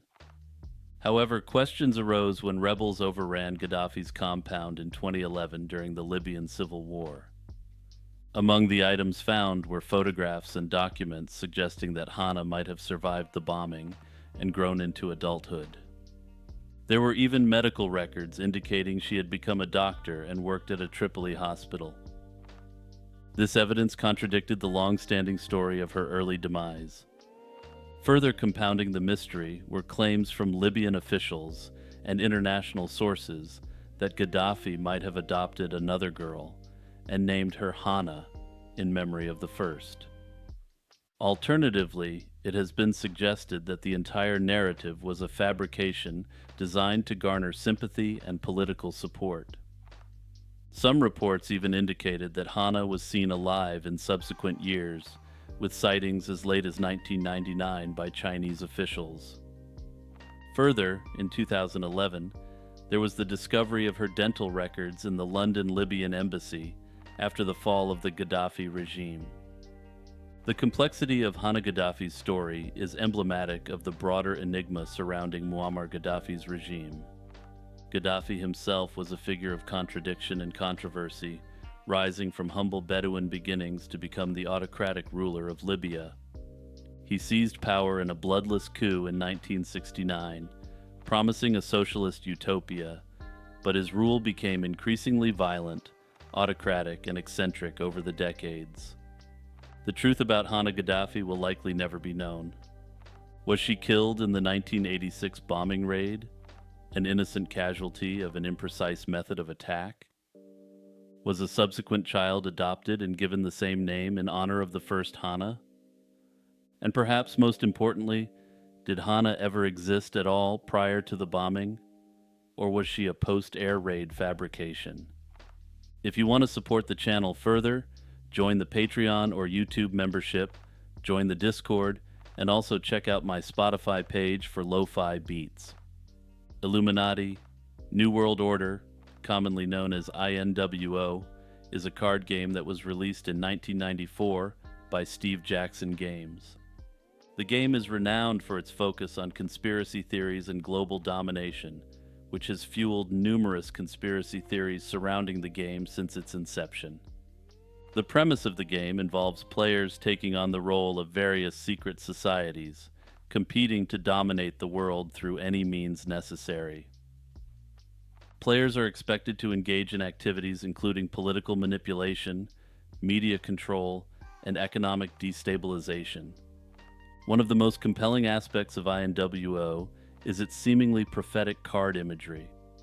For instance, one card depicts an explosion halfway up a skyscraper, which many believe eerily resembles 9/11. Another card, Pentagon, portrays a scene that looks strikingly similar to the 9/11 attack on the Pentagon. Another card, Charismatic Leader, shows a blonde-haired man addressing an adoring crowd, which some conspiracy theorists link to the rise of Donald Trump. Yet another card, known as the Frog God, depicts a frog idol in ancient Egyptian style. This card has been linked to the quote-unquote meme magic surrounding Pepe the Frog and the Egyptian god Kek. These illustrations, created in the early 1990s, have led many to speculate about the game's foreknowledge of future events. Some speculate that this card game was, in essence, a roadmap for the future. Other conspiracy theorists speculate that the card game did not actually portray future events, but rather that the, quote, powers that be decided to use the card game for these purposes. Skeptics, on the other hand, claim that the depictions are vague and open to interpretation. The game also includes cards featuring other prominent figures and scenarios, such as Hillary Clinton and Al Gore. The game's creator, Steve Jackson, has a noted interest in conspiracy theories, although he maintains that the game was meant to be satirical and entertaining rather than predictive. Interestingly, Jackson's company was raided by the Secret Service in 1990, which further fueled conspiracy theories.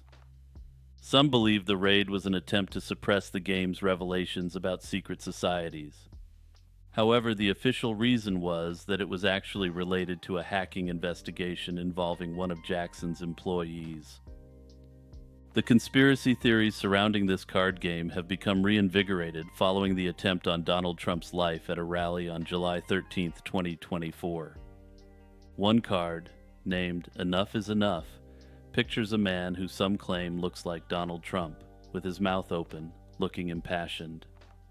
The text on the card ominously reads, "At any time, at any place, our snipers can drop you. Have a nice day." The information with respect to the latest development in this card game conspiracy theory was suggested by a Discord community member who prefers to remain anonymous. If you're interested in contributing suggestions to this series, join the Discord community or leave a comment. The Mariana UFO incident occurred on August 15, 1950, in Great Falls, Montana. The event was named after Nick Mariana, the general manager of the Great Falls Electrics, a minor league baseball team who captured the sighting on a 16mm film. At 11:30 a.m., Mariana and his secretary, Virginia Raunig, were inspecting the empty Legion Stadium when they observed two bright silvery objects moving rapidly across the sky. Mariana quickly retrieved his movie camera and filmed the objects for 16 seconds. The footage shows the objects moving at high speed, stopping abruptly, and changing direction, maneuvers that seemed impossible for conventional aircraft of the time. The footage and incident drew significant attention and were investigated by various authorities, including the U.S. Air Force. Initially, the investigation was part of Project Grudge, which aimed to debunk UFO reports. The Air Force concluded that the objects were reflections from two F-94 jet fighters, but this explanation was widely dismissed due to the objects' unusual behavior and appearance.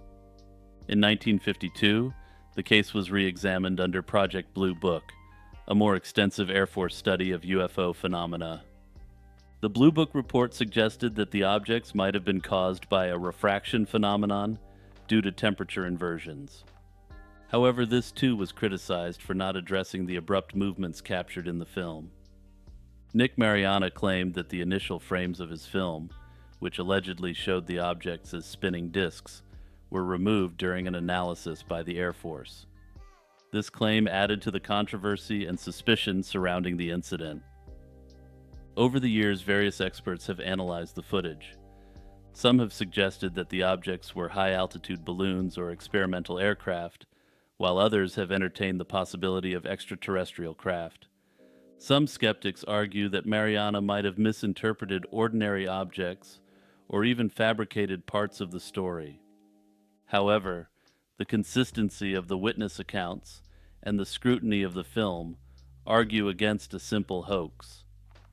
The original film is preserved in the U.S. National Archives and continues to be a subject of analysis and debate. The Indiana Dunes disappearance.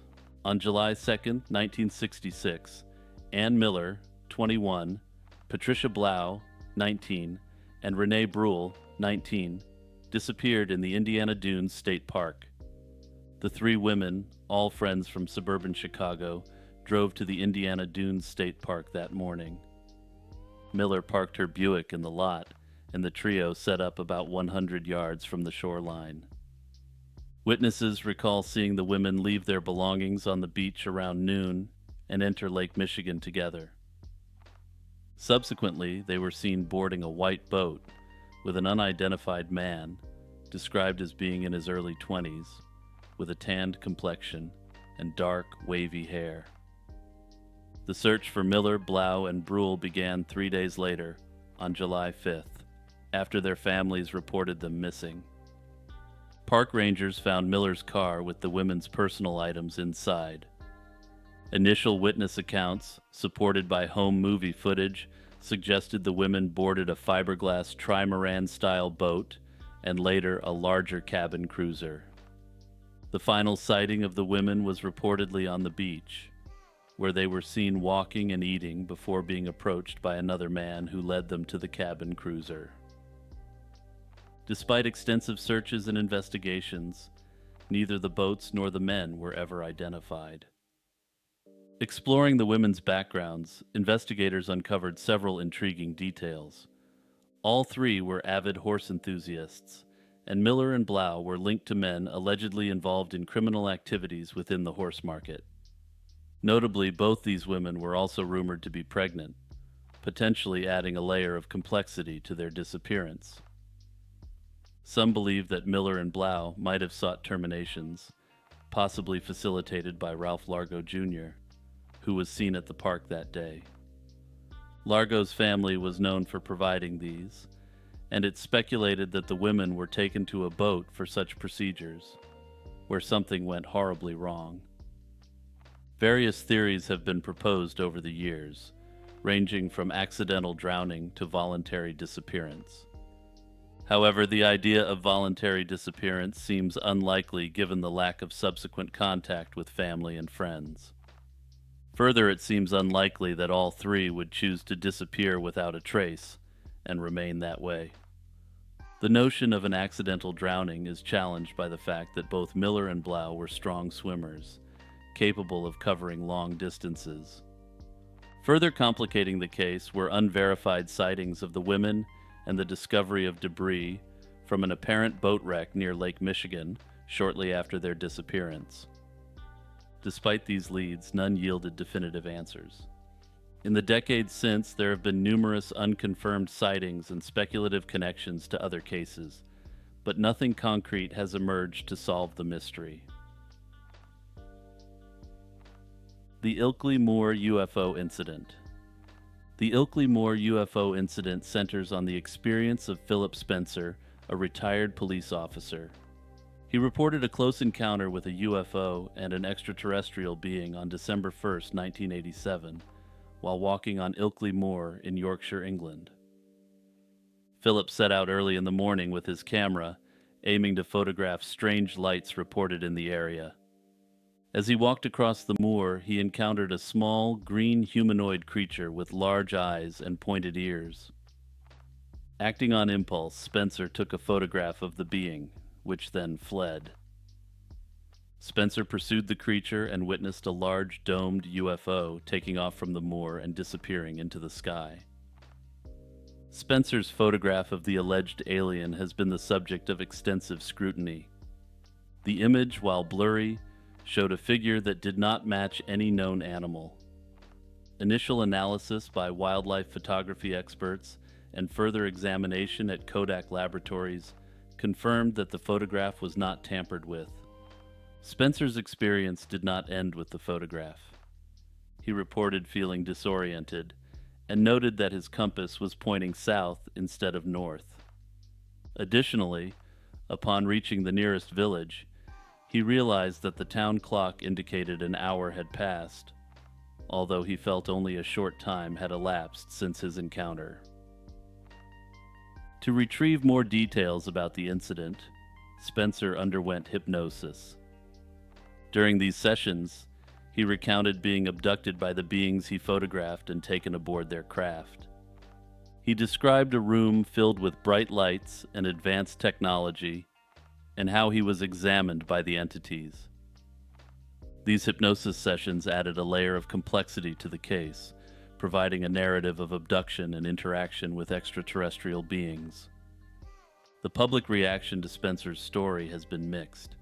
While some believe his account is genuine, others are skeptical, attributing it to hallucinations or a hoax. Investigators like Peter Howe, who initially thought the case was too good to be true, found Spencer to be credible and not motivated by fame or financial gain. Proponents argue that Spencer's detailed descriptions and the physical evidence of the photograph support a genuine encounter with an alien being. Skeptics suggest that Spencer might have experienced a psychological episode, perhaps triggered by the isolation and eerie atmosphere of the moor. Some believe that the strange lights and the disorientation experienced by Spencer could potentially be explained by natural atmospheric phenomena. However, the photograph remains a focal point of the incident. Despite advanced analysis, including enhancement attempts in the United States, the lack of any evidence suggesting manipulation or fabrication keeps the image at the heart of the mystery. Personally, I'm surprised that this incident hasn't gained more traction, given the very unusual photograph that accompanies this encounter. The Hollandwell Incident. The Hollandwell incident took place on July 13, 1980, at the Hollandwell Showground near Kirkby in Ashfield, England. The annual event began as a typical Sunday morning with the Forest League of juvenile jazz bands hosting a charity show. Around 500 children from 11 marching bands were present, many having traveled long distances to participate. The show started at 9 a.m., but by 10:30 a.m., hundreds of people, including children and adults, suddenly experienced mysterious symptoms and began collapsing inexplicably. Witnesses described them, quote, falling down like ninepins, with symptoms including dizziness, sore eyes and throats, vomiting, and a feeling of limb weakness. Approximately 300 people were affected, and 259 were taken to nearby hospitals, though only 9 children stayed overnight. Initial investigations by Ashfield District Council explored various potential causes. One leading theory suggested pesticide poisoning, specifically tridmorph, used in nearby fields. This substance, present in the pesticide calyxin, was considered hazardous. However, the wind direction on that day made it unlikely for the pesticide to reach the showground. Later investigations revealed no substantial evidence supporting this theory. Mass hysteria emerged as the official explanation. Experts suggested that the stress of performing and waiting in hot weather could have triggered a collective psychological response.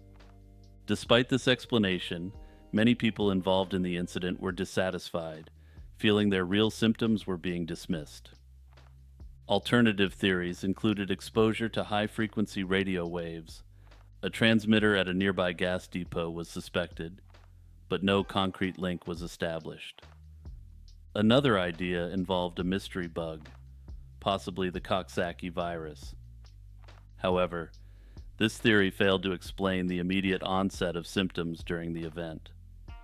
There were also more speculative suggestions, including UFOs and demonic influences. These theories gained little traction and were largely dismissed by investigators and the public.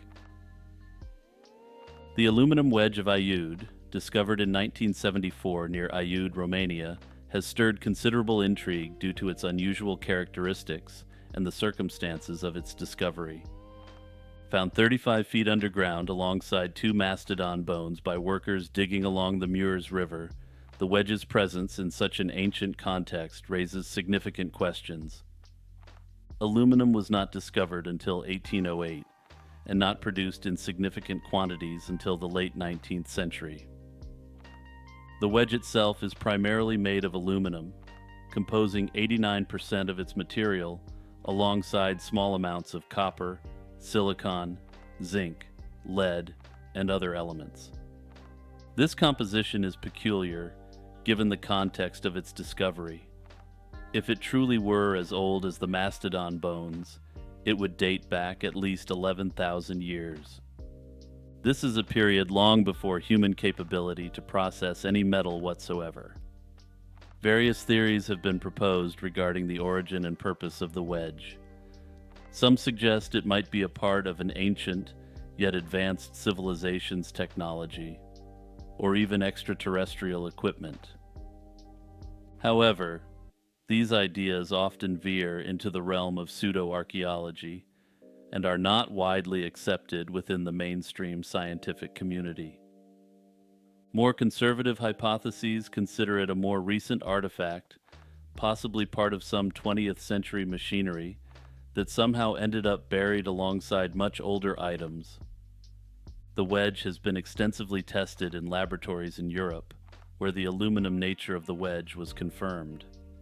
The aluminum wedge is not on public display and was last known to be stored in a museum in 1995, after which it has been kept in an undisclosed location. Notably, this is an example of an out-of-place artifact, not unlike the Iron Pillar of Delhi or the Piri Reis map. The Slaying of Sarah Ware. On September 17, 1898, in Bucksport, Maine, Sarah Ware, a 52-year-old woman, disappeared while walking home from a friend's house. Her body was discovered 2 weeks later in a field, significantly decomposed. A raincoat was found beneath her head, possibly indicating an attempt to conceal her remains. The investigation began with local authorities, but it quickly became apparent they needed outside help. Detectives from nearby cities were brought in, funded by a community-raised $500 after initial funds for the investigation mysteriously dried up. The investigation led to William Trewargy, who was suspected of owing Sarah Ware money. The case became complicated when Joe Fogg Jr. claimed he was paid by Trewargy to dispose of Ware's body. However, he later recanted his statement, alleging he was coerced. The evidence, including a tarp and a hammer, went missing, and many key individuals involved in the investigation passed away under questionable circumstances. Despite these challenges, Trewargy was eventually brought to trial. The local court struggled with the case, citing community ties that made an impartial trial difficult. It ultimately reached the Hancock County Supreme Court, but with witnesses dead or recanting and evidence lost, Trewargy was acquitted. Sarah Ware's remains were treated with unusual carelessness. Her body was buried in a pauper's grave, where an artificial lake was subsequently created. It is uncertain if her body was moved, or if it lies beneath the lake's waters. A marker in Oak Hill Cemetery in Bucksport commemorates her, but only her head rests there, near her former husband's family plot. Numerous theories and ghost stories surround Sarah Ware's demise. Some suggest she haunts the shores of Silver Lake, seeking justice. The lack of concrete evidence and the mystery of her final resting place add to the lore. The case remains officially unsolved, with Trewargy often speculated to have escaped justice. The Guinness Family Curse. The Guinness family, synonymous with the famous Irish stout, is often said to be plagued by a series of unfortunate events, collectively referred to as the Guinness Family Curse. The Guinness family's rise to prominence began with Arthur Guinness, who founded the Guinness Brewery in 1759 in Dublin. Over the centuries, the family not only expanded their brewing empire, but also became significant figures in banking, politics, and social circles in both Ireland and Britain. Despite their wealth and influence, the family has endured numerous tragedies that have led many to speculate about a curse. One of the earliest tragedies linked to the Guinness family curse involves Arthur Guinness himself, who fathered 21 children, but only 10 survived to adulthood. The pattern of early and tragic losses continued through subsequent generations. In 1944, Lord Moyne, born Walter Edward Guinness, a prominent family member, was assassinated in Cairo by extremists. This event is often considered a pivotal point in the family's series of misfortunes. In the 1960s, Tara Brown, a young and charismatic Guinness heir, was a prominent figure in London's swinging social scene. His life was cut short in a car accident in 1966, an event that inspired the Beatles' song, "A Day in the Life." Also, I know I'm going to get comments for this if I don't address it here. Tara Brown was indeed a man, not a woman. I didn't misspeak. This high-profile tragedy kept the alleged curse in the public eye. Lady Henrietta Guinness, another descendant, struggled with depression and ultimately ended herself by jumping off the Ponte delle Torri in Italy in 1978. The same year, the family suffered more losses with Major Dennis Guinness and the young Peter Guinness, both under tragic circumstances. The 1980s and 1990s continued the trend of misfortune. Olivia Channon, a Guinness family member, died from a drug overdose in 1986. The early 2000s saw Robert Hesketh, married to a Guinness descendant, pass away under similar circumstances. Some suggest that the immense wealth and pressure of maintaining the family legacy contribute to a high-stress environment, leading to mental health issues and substance abuse. Others speculate that the family is simply unlucky, or that these tragedies are coincidental but exacerbated by their high-profile status. There is also gossip of a supernatural curse, possibly linked to the family's deep involvement in various ventures and conflicts over centuries. However, such theories remain speculative and lack concrete evidence. My theory on the Guinness curse is fairly simple. First, it is readily apparent that this is an extremely large extended family, and as such, there are numerous members for things to go wrong in relation to. Second, all of these numerous members had little concerns about money and significant idle time. Third, as an elite and well-connected family, they are substantially more likely to produce an individual who will be targeted for certain types of violence, such as an assassination. Putting these factors together, it becomes readily apparent why the Guinness family may exhibit a higher mortality rate than your average family. This was a suggestion by Discord community member, patron, and frequent topic suggester, Monoxide Wendigo. The Chimera is one of the most recognizable and perhaps disturbing creatures from Greek mythology. It's a hybrid monster described as a fire-breathing entity with the body and head of a lion, a goat's head protruding from its back, and a serpent for a tail. Its origins are traced back to the works of Homer and Hesiod, who provide vivid descriptions of its terrifying appearance and abilities. However, it's strongly speculated that the creature was well known amongst the Hellenic peoples prior to this. The Chimera is said to be the offspring of Typhon and Echidna, making it a sibling to other infamous monsters like Cerberus and the Hydra. According to myth, it resided in the region of Lycia in Asia Minor, terrorizing the area until it was confronted by the hero Bellerophon. The most famous story involving the Chimera is its encounter with Bellerophon. The hero, who was riding the winged horse Pegasus, was sent by King Iobates of Lycia to defeat the Chimera as part of a series of seemingly impossible tasks. Bellerophon managed to slay the monster by using a spear tipped with lead, which melted in the Chimera's fiery breath and suffocated it. In Greek culture, the Chimera often symbolized chaos and the dangers of unchecked power. Its depiction in art varied, with some showing it without a mane or with goat legs in addition to its other hybrid features. Greek pottery and mosaics frequently depicted the Chimera, often alongside Bellerophon. Similar hybrid creatures appear in various other mythologies around the world.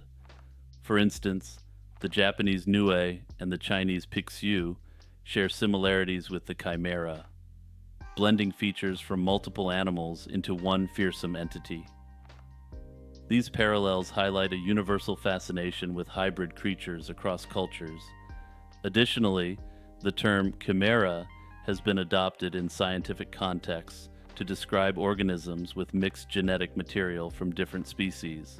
Notably, one thing I find particularly interesting about the chimera and similar creatures is how the chimera went from a legitimately believed cryptid to a purely mythological creature.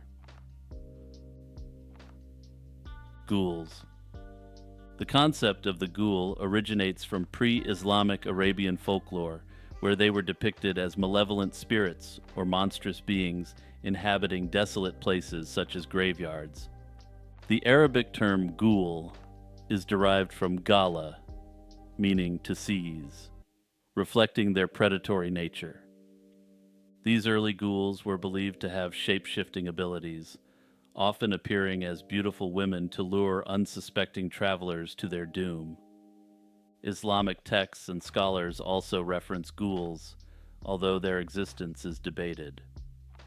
In some hadiths, ghouls are mentioned as real entities, while other sources dismiss them as mere folklore and pre-Islamic superstition. The sources that do treat them as real often portray ghouls as a type of jinn, or genie, able to change shape and deceive travelers. The ghoul concept entered European consciousness through the translation of The 1001 Nights by Antoine Galland in the 18th century. Galland's translation introduced the ghoul as a grave-robbing creature, a notion not as prevalent in earlier Arabic folklore. This transformation significantly influenced Western perceptions, embedding the ghoul in European horror tradition. In ancient Arabian lore, ghouls were often described as hairy, canine-featured creatures with hoof-like feet. These characteristics allowed them to blend into their harsh desert environments. They were also known to cause disease, reflecting their association with death and decay. Over time, as the story spread and evolved, European portrayals of ghouls shifted to pale, rubbery-skinned beings sensitive to light. Further additions suggested they were capable of assuming the forms of their victims to infiltrate human society. Ghouls have continued to find a significant place in modern horror fiction and media. Quick aside, but the word ghoul appears to have an inherently creepy element to it. For instance, it just isn't a word that could be ascribed to a creature like, let's say a kitten. If anyone could explain what this phenomenon is, please let me know. Permafrost and ancient viruses. Permafrost, a layer of soil that remains frozen year-round for at least 2 consecutive years, acts as a time capsule, preserving ancient organisms and viruses for millennia.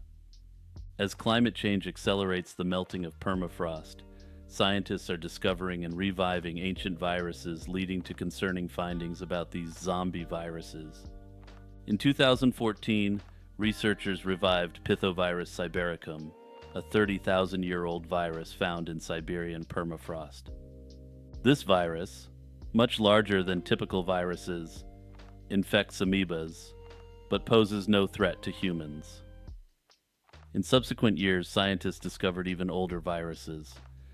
These discoveries underscore the potential for ancient pathogens to resurface as the Arctic continues to warm. At present, the revived viruses studied so far only infect amoebas. However, the existence of such ancient and viable pathogens suggests that viruses capable of infecting humans could also be preserved in permafrost. The 2016 anthrax outbreak in Siberia provided a stark example of how melting permafrost can release ancient pathogens. A heat wave thawed the 75-year-old corpse of a reindeer infected with anthrax, leading to a human outbreak. This incident highlighted the real-world implications of climate change and melting permafrost, suggesting that other dormant diseases could potentially resurface. Despite the sensational nature of zombie viruses, the likelihood of ancient human pathogens re-emerging and causing widespread outbreaks is currently considered low. Like, subscribe, join the Patreon or YouTube membership, join the Discord, and also check out my Spotify page for lo-fi beats. The Missing Kruger Millions. The legend of the Kruger Millions is one of South Africa's most enduring mysteries. It centers around a hoard of gold allegedly hidden by or on behalf of Paul Kruger, the last president of the South African Republic, to prevent it from falling into British hands during the Second Boer War. As the British forces advanced towards Pretoria in June 1900, Paul Kruger and his government decided to evacuate large amounts of gold from the South African Mint. The gold was intended to fund the war effort and support the Boer government in exile, and was estimated to be worth around £2 million at the time. This figure, when adjusted for inflation and converted to American currency, is valued at slightly over $1 billion nowadays. The gold, which included coins and bars, was loaded onto a train headed for Machadodorp, where Kruger was temporarily residing. However, the train carrying the treasure never reached its intended destination. Somewhere between Pretoria and the Mozambique border, the gold vanished. Various accounts suggest different fates for the treasure. Some believe it was buried in the rugged terrain between Sabi and Waterval Boven. Others speculate it was hidden in the Sudwala caves, a complex system used to store ammunition during the war. Another theory posits that the gold was smuggled out of the country and possibly ended up in Europe. Over the years, numerous treasure hunters have scoured the Mpumalanga region, following up on leads and rumors. The Sudwala caves, with their extensive tunnel systems, have been a particular focus of interest due to their strategic location and historical use by Boer forces. Despite extensive searches, no concrete evidence of the treasure's location has been found. Several intriguing incidents have fueled the legend of the Kruger Millions. In 1947, a man claimed to have found a portion of the treasure in what is now Maputo, Mozambique, using a map stitched into a Bible cover. Notably, while this story attracted significant attention at the time, it was never corroborated. I note that if someone did discover a large cache of gold which is possibly legally owned by a foreign government, they likely have an incentive to hide the find. In 2001, rumors surfaced that a Zulu family in Ermelo had discovered coins from the treasure and had been selling them discreetly for decades. In recent years, some discoveries have reignited interest in the Kruger Millions. In 2021, a collection of Kruger pawns, coins minted during Kruger's presidency, was found in a Swiss vault. These coins are believed to have been transferred from the Netherlands to Switzerland at the outbreak of the Second World War. These coins, verified and graded by numismatic experts, are believed to be part of the Lost Hoard and have significant historical and monetary value. The Ridderschap van Holland was a large merchant ship built by the Dutch East India Company, generally known as the VOC, to trade with the East Indies. Launched in 1681, this ship was one of the largest of its kind, designed to endure the arduous journey from Europe to Asia and back. It embarked on multiple voyages, navigating the treacherous Brouwer route, a path devised to shorten the trip from Europe to Java in present-day Indonesia. This was accomplished by crossing the Indian Ocean, where it straddles the Southern Ocean, and then turning north towards the Indonesian archipelago. On its final voyage, the Ridderschap van Holland departed from Wielingen on July 11, 1693, under the command of Captain Dirk de Lange. The ship reached the Cape of Good Hope on January 9, 1694, and after a brief stay, it set sail again on February 5th, heading towards Batavia, present-day Jakarta. Tragically, it never arrived at its destination and was never heard from again. Several theories and stories have emerged about the ship's mysterious disappearance. Some contemporary rumors suggested it might have been captured by pirates near Madagascar. However, these claims are questionable since the pirate allegedly responsible did not arrive in the area until 1697. Another plausible theory is that the ship was wrecked off the western coast of Australia. This hypothesis gained traction when the crew of another VOC ship, which was wrecked in the same area in 1727, discovered seemingly related artifacts. The Dutch East India Company dispatched multiple search expeditions to locate the missing ship. In 1696, the VOC led a notable mission with 3 ships. They scoured the western coast of Australia but found no trace of the lost vessel or its crew. The Brouwer route itself was notorious for its dangers. Devised by Henrik Brouwer in 1611, it required precise navigation as errors in judging longitude often led ships too far east. This would result in wrecks along the then virtually uncharted western coast of Australia. Further, this route requires the use of the Roaring Forties route between the latitudes of 40 degrees and 50 degrees south. Notably, the winds and weather in this region are extremely strong and unpredictable, and there is always the potential that this led to the ship's demise. Others have speculated that the ship may have been destroyed by a rogue wave, though there is no evidence to suggest this. The Taulas of Minorca. The Taulas of Minorca are a series of ancient stone monuments found exclusively on the island of Minorca, part of the Balearic Islands in Spain. The Taulas, which means tables in Catalan, are T-shaped structures formed by placing a large horizontal stone slab on top of a vertical one. These monoliths can reach heights of up to 16 feet and are often surrounded by a U-shaped wall. They were constructed by the Taliatic culture, a prehistoric civilization that thrived on Minorca between 500 BC and 300 BC. The true purpose of the Taulas remains a mystery, with various theories proposed over the years. One prevalent theory suggests that the Taulas were religious sites. Artifacts such as a bronze bull figurine have led some researchers to believe that the Taliatic people worshipped a bull god. Some have speculated that this concept was possibly influenced by the Minoans of Crete. This theory, however, has not gained universal acceptance.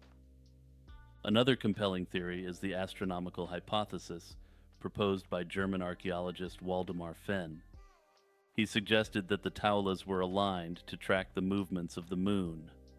Fenn observed that the Taulas generally faced south and noticed patterns in the moon's position relative to the Taulas over an 18.6-year cycle. An alternative theory posits that the Taulas served as centers for healing.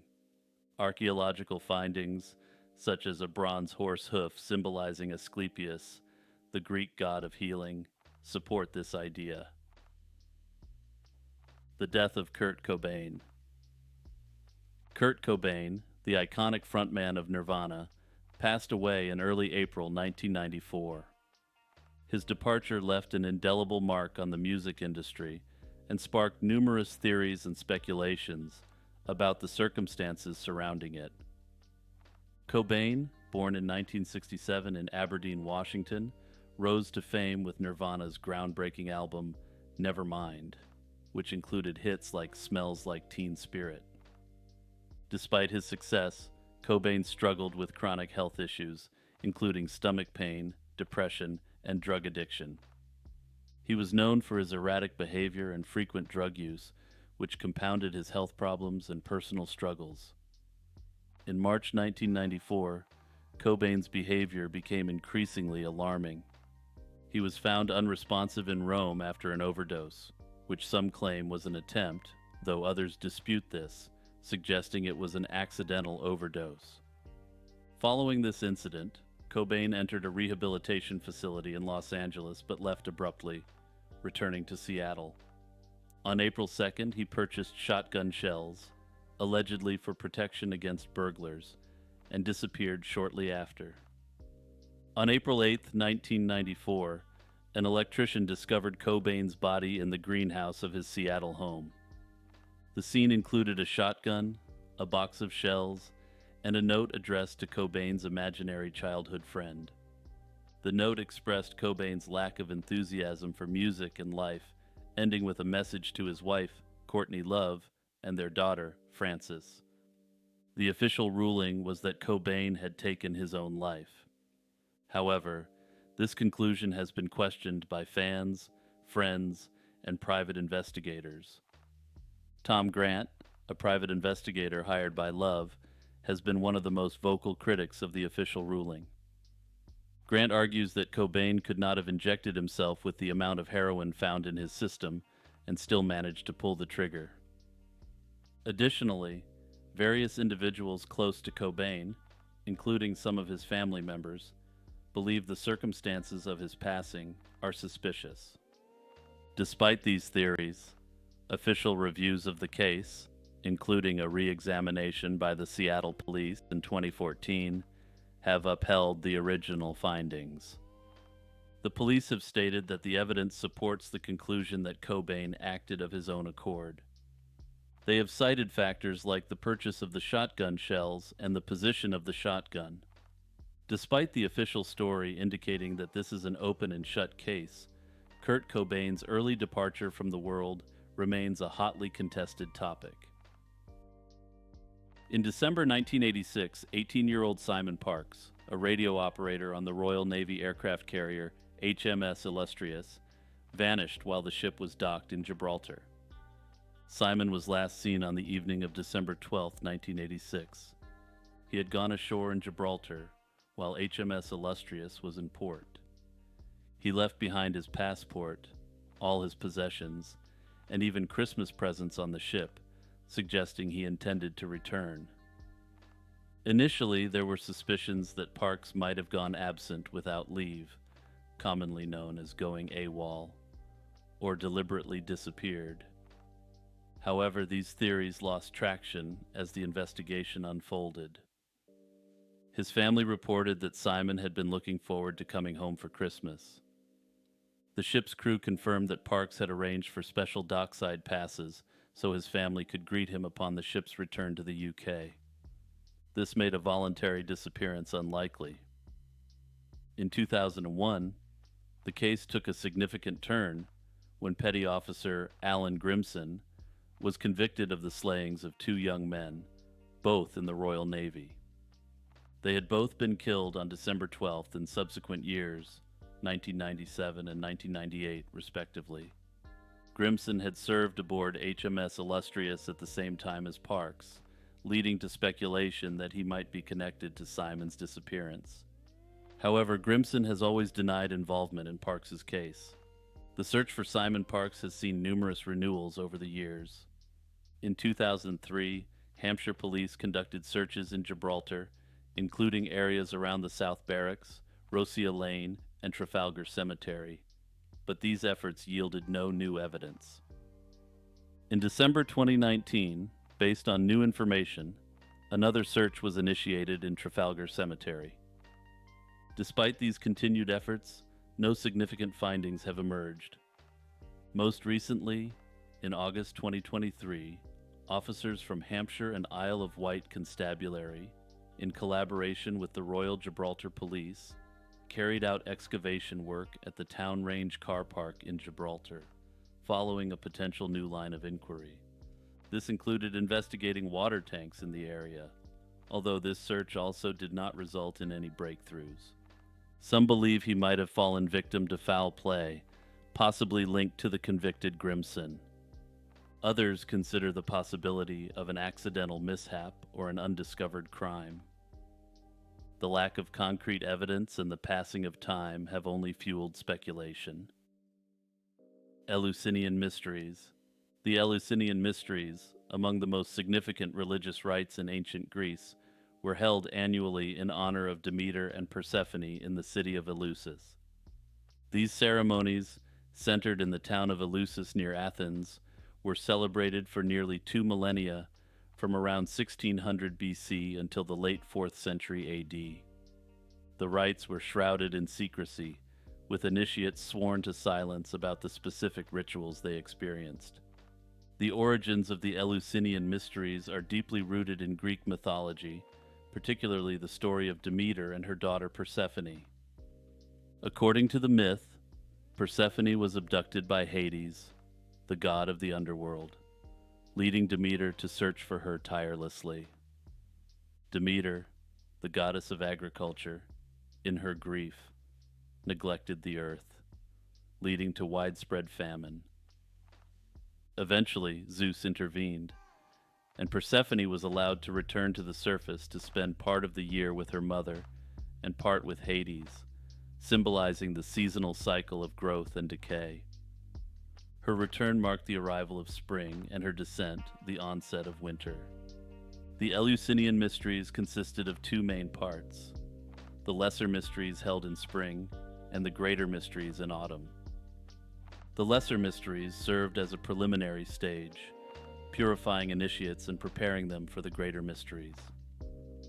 The greater mysteries involved a grand procession from Athens to Eleusis, purification rituals, sacrifices, and fasting.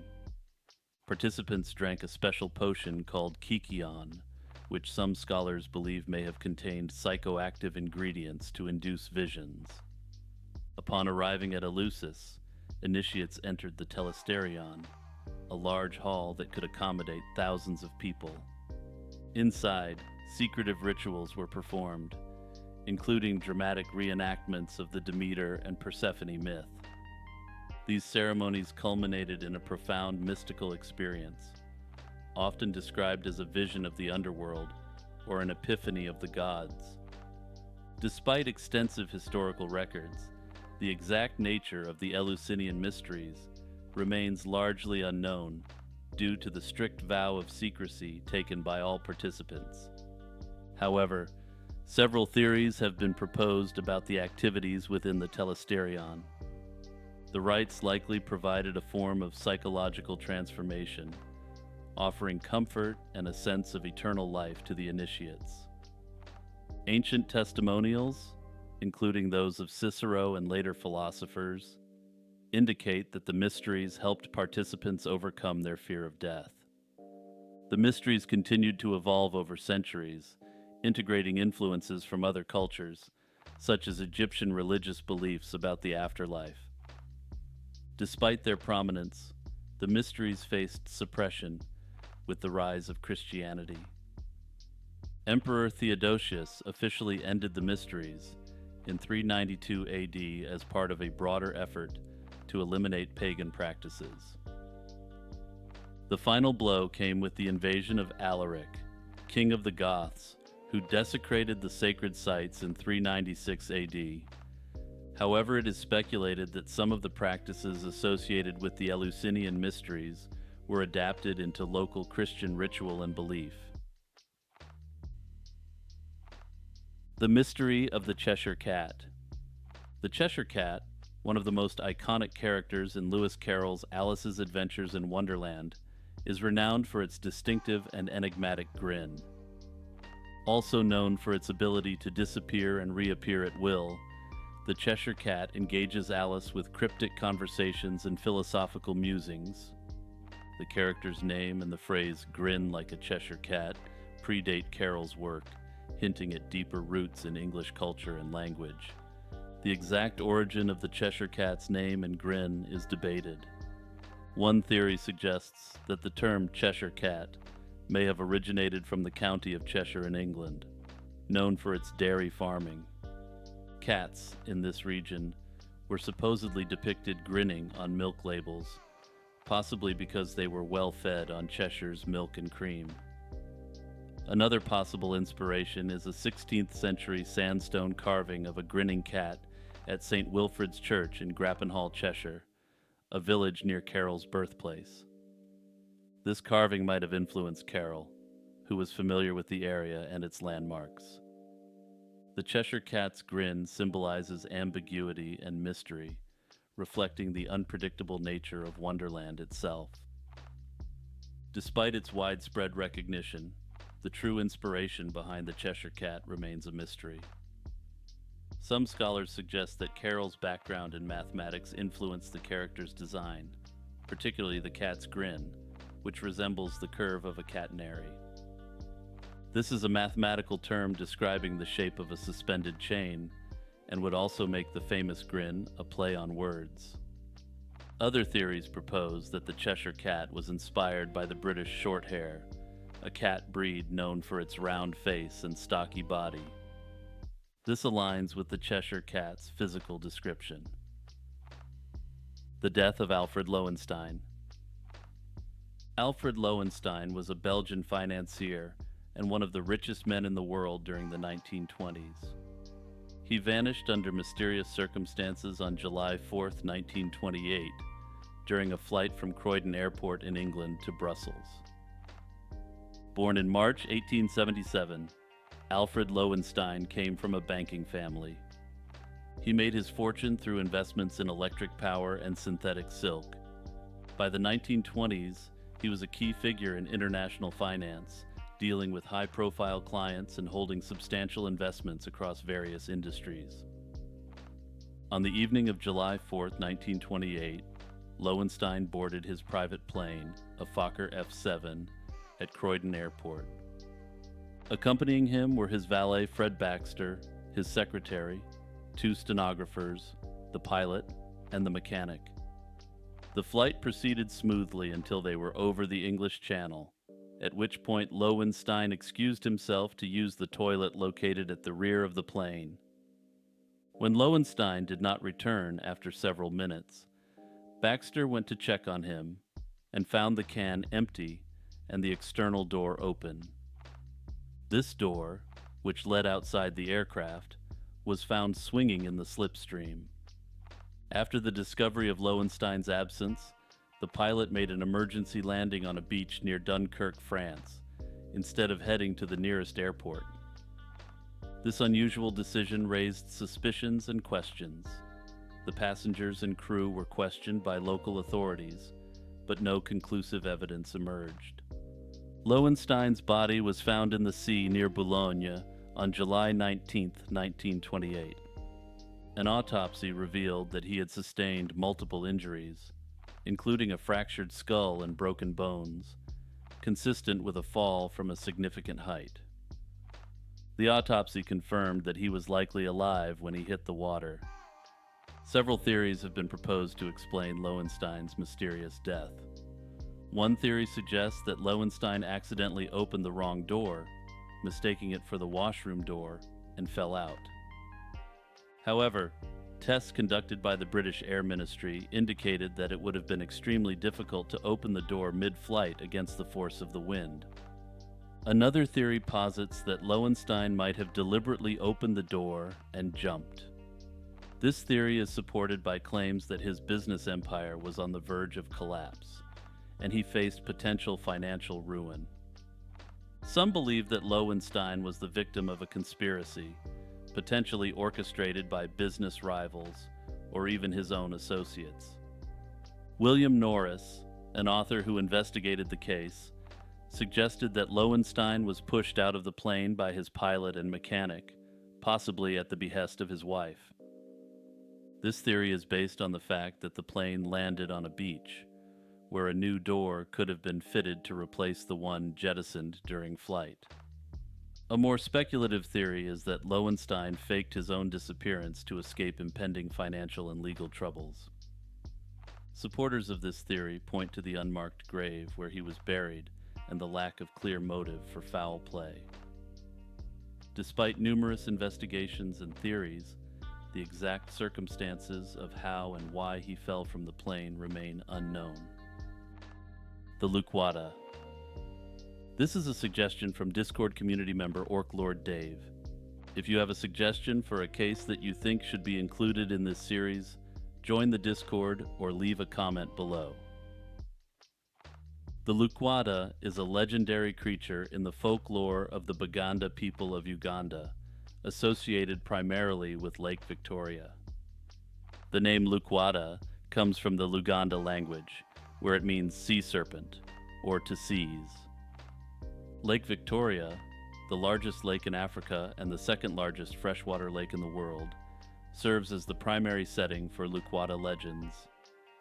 The lake's vast size and biodiversity provide a plausible backdrop for such a creature's existence. According to legend, Lukwada inhabits warm rivers, lakes, and swamps, often described as a solitary creature, but sometimes seen in pairs or small groups.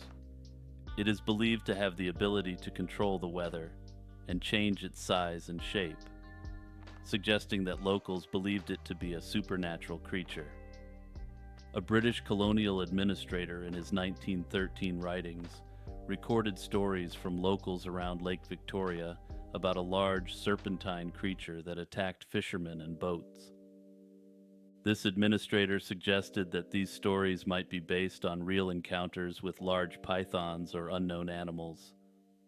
Other explorers and researchers have also reported sightings of the creature, describing it as a gigantic water serpent with a terrifying head. The Lukwada holds significant cultural importance among the Baganda people. It is a prominent figure in their folklore and is featured in various forms of art, music, and storytelling. The creature symbolizes both a guardian and a harbinger of misfortune. Pieces of the Lukwada, such as scales or bones, were once believed to have magical properties and were revered as relics in eastern Africa. Descriptions of the Lukwata vary widely. Some accounts describe it as a giant catfish with a slender dolphin-like body, while others liken it to a crocodile with a long neck and flippers. Still other reports describe it as a slender sea serpent with a dog-like head. These varied descriptions have led to speculation that different animals might have been collectively identified as Lukwada over time. Despite numerous reported sightings, no scientific evidence supports the existence of Lukwada. Fishermen and locals frequently claim to have encountered the creature, stating it has attacked boats and capsized canoes. Investigations have failed to provide conclusive proof of the creature's existence. The mystery of the Jameson family.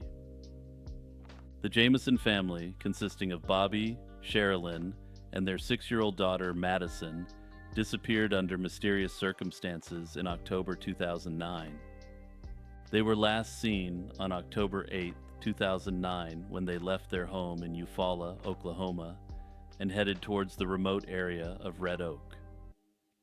The family intended to inspect a plot of land they were considering purchasing and was reported missing shortly after. On October 16, 2009, their pickup truck was found abandoned in Latimer County, Oklahoma. Inside the truck, authorities found an array of items that added to the mystery. A large sum of cash, $32,000, the family's cell phones, GPS device, Sherilyn's purse, Bobby's wallet, and an 11-page letter from Sherilyn to Bobby. Additionally, the family dog, Maisie, was found in the truck, malnourished but alive. 4 years later, on November 16, 2013, hunters discovered skeletal remains in a remote area less than 3 miles from where the truck had been found. The remains were later confirmed to belong to the Jameson family, though the exact cause of their demise could not be determined due to advanced decomposition. One prevalent theory suggests that the Jamesons were involved in drug-related activities. This hypothesis arises from the large amount of cash found in their truck and their seemingly erratic behavior captured on surveillance footage from their home. Some have said that they appeared trance-like while packing their vehicle. Others speculate that the family could have encountered illegal drug activity in the area and met with foul play as a result. However, no evidence of drug use or trafficking was found in their home. Another significant theory involves Bobby's father, Bob Dean Jameson. Bobby had a tumultuous relationship with his father, which led to a protective order being filed against him. Bobby accused his father of threats and violent behavior, alleging involvement in criminal activities, including meth production. Despite these accusations, Bob Dean Jameson had an alibi and was in poor health at the time of the disappearance, leading investigators to rule him out as a direct suspect. Sherilyn's mother, Connie Kokotan, proposed that the family had been targeted by a cult. She claimed that her daughter and son-in-law were on a hit list of an unspecified cult in the area. Circumstantial support for potential cult involvement comes from the couple's intense interest in spiritual matters and reports that they had discussed seeing spirits in their home. However, no concrete evidence links the Jamesons to any cult activities. Mental health issues also play a significant role in the theories surrounding the Jameson family's fate. The 11-page letter found in the truck, filled with angry sentiments towards Bobby, hinted at domestic strife. Some speculate that the family's disappearance could be related to a severe domestic incident, though this theory remains unproven due to the lack of concrete evidence. Also, as mentioned, Bobby and Sherilyn reportedly believed their home was haunted. They had shared these beliefs with their pastor, mentioning encounters with spirits. This led to speculation about whether their disappearance could be linked to these paranormal beliefs, or if they were suffering from delusions or other factors. Despite extensive investigations and numerous theories, no definitive explanation has been found, and the case remains open. Like and subscribe, join the Patreon or YouTube membership, join the Discord, and also check out my Spotify page for lo-fi beats. The Sacred Band of Thebes was an elite military unit in ancient Greece, famed for its unique composition and battlefield prowess. Formed in the early 4th century BC by an innovative Theban commander, the Sacred Band consisted of 150 pairs of male lovers, totaling 300 men. This structure was based on the belief that soldiers who were deeply bonded would fight with exceptional loyalty and courage to protect one another. The unit's members were selected for their military skill and valor, regardless of their social class. The origins of the Sacred Band can be traced back to the aftermath of the Spartan occupation of Thebes. According to Plutarch in 379 BC, Theban exiles managed to overthrow the pro-Spartan government in Thebes and restore the city's independence.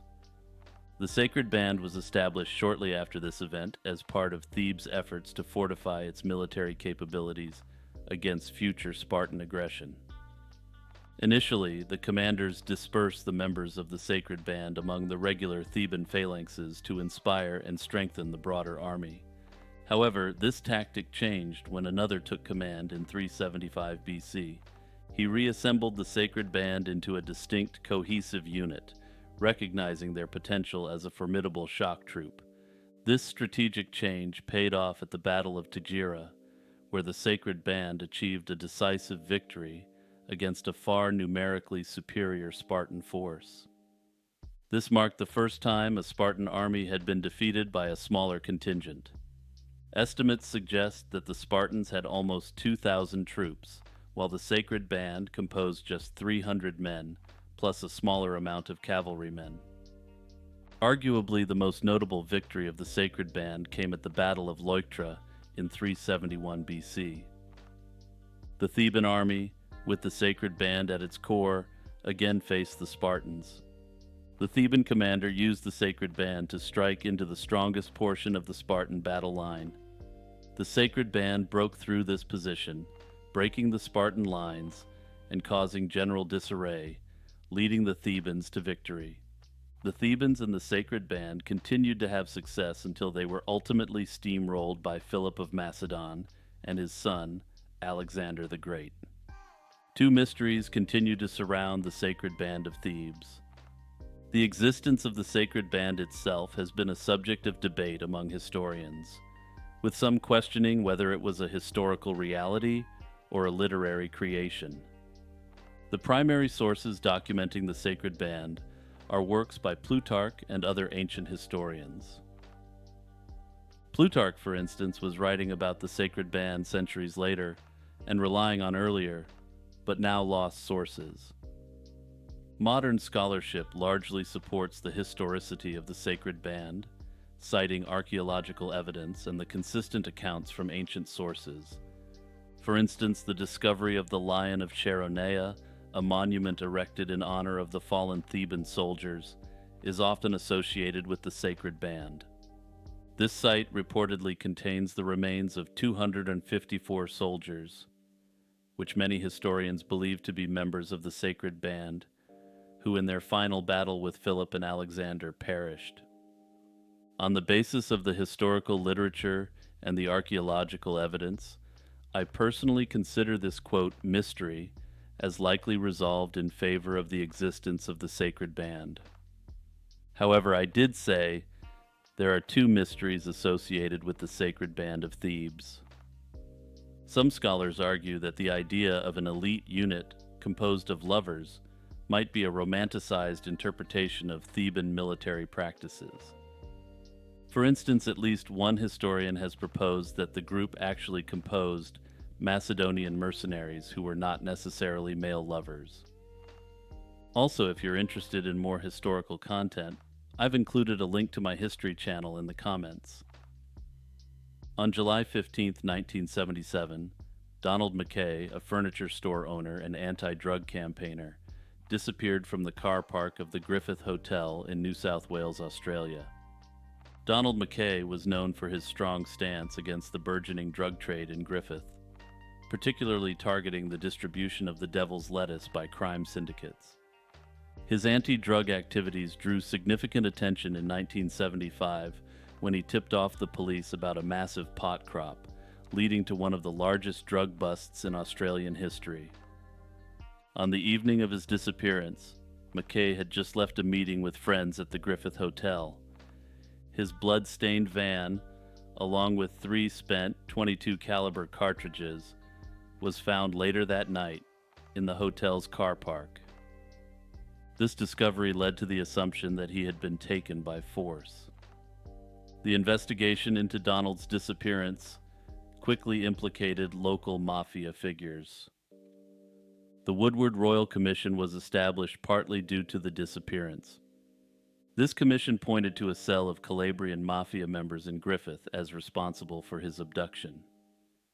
This cell, deeply entrenched in the drug trade, viewed Donald as a significant threat to their operations. In 1984, a coroner's inquest concluded that he had died from gunshot wounds inflicted with intent to cause harm.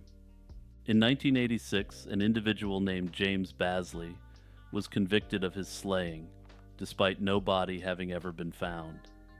He was found to have conspired with underworld figures and acted as a professional to carry out their will. Despite all this, his body has never been found, making it difficult to bring definitive closure to the case. Also, as a quick aside, having one man convicted of conspiracy on his own seems a little bit unusual. Several individuals were connected to the conspiracy behind Mackay's disappearance.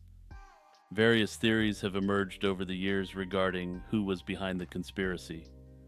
Some suggest he was slain on orders from Robert Trimble, a notorious crime figure involved in drug trafficking.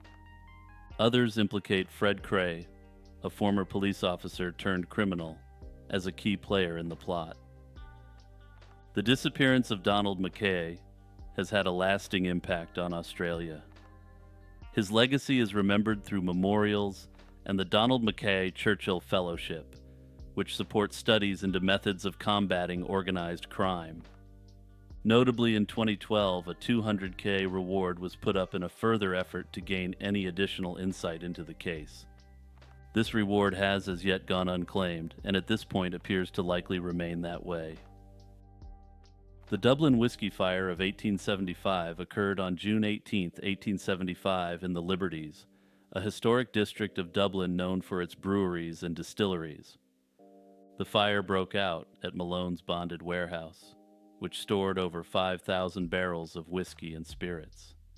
The exact cause of the fire remains unknown, but the consequences were immediate and devastating. As the flames engulfed the warehouse, barrels of high-proof whiskey exploded, sending torrents of burning liquid down the streets. The whiskey, undiluted and highly flammable, flowed out of the building, igniting everything in its path. The streets turned into fiery rivers, with burning whiskey seeping under doors and through cracks in buildings, setting them ablaze. The situation was described by contemporaries as extremely chaotic. Animals, including pigs and horses, fled in panic, some even catching fire themselves. The local fire brigade faced an unprecedented challenge. Traditional methods of using water to douse the flames were ineffective because the whiskey, being lighter than water, floated on top, spreading the fire further. The fire chief devised an unconventional solution. He ordered his men to use sand, gravel, and eventually horse manure to dam the flow of whiskey and extinguish the flames. This method proved effective, albeit with a significant toll on property and lives. Despite the intense flames, None of the 13 fatalities were caused by fire or smoke inhalation. Instead, all the deaths were due to alcohol poisoning. As the whiskey flowed freely through the streets, residents saw it as an opportunity for free booze. They scooped up the whiskey using various containers, including boots and hats, and drank it. The potent, undiluted liquor proved lethal, and many succumbed to its effects. Accounts from the time describe scenes of people passed out in the streets, having drunk themselves into a stupor from the flaming whiskey. The aftermath of the fire highlighted the need for improved fire safety standards and better emergency response protocols. The Dublin whiskey fire spurred changes in how distilleries stored their products and led to the establishment of more organized and equipped fire brigades.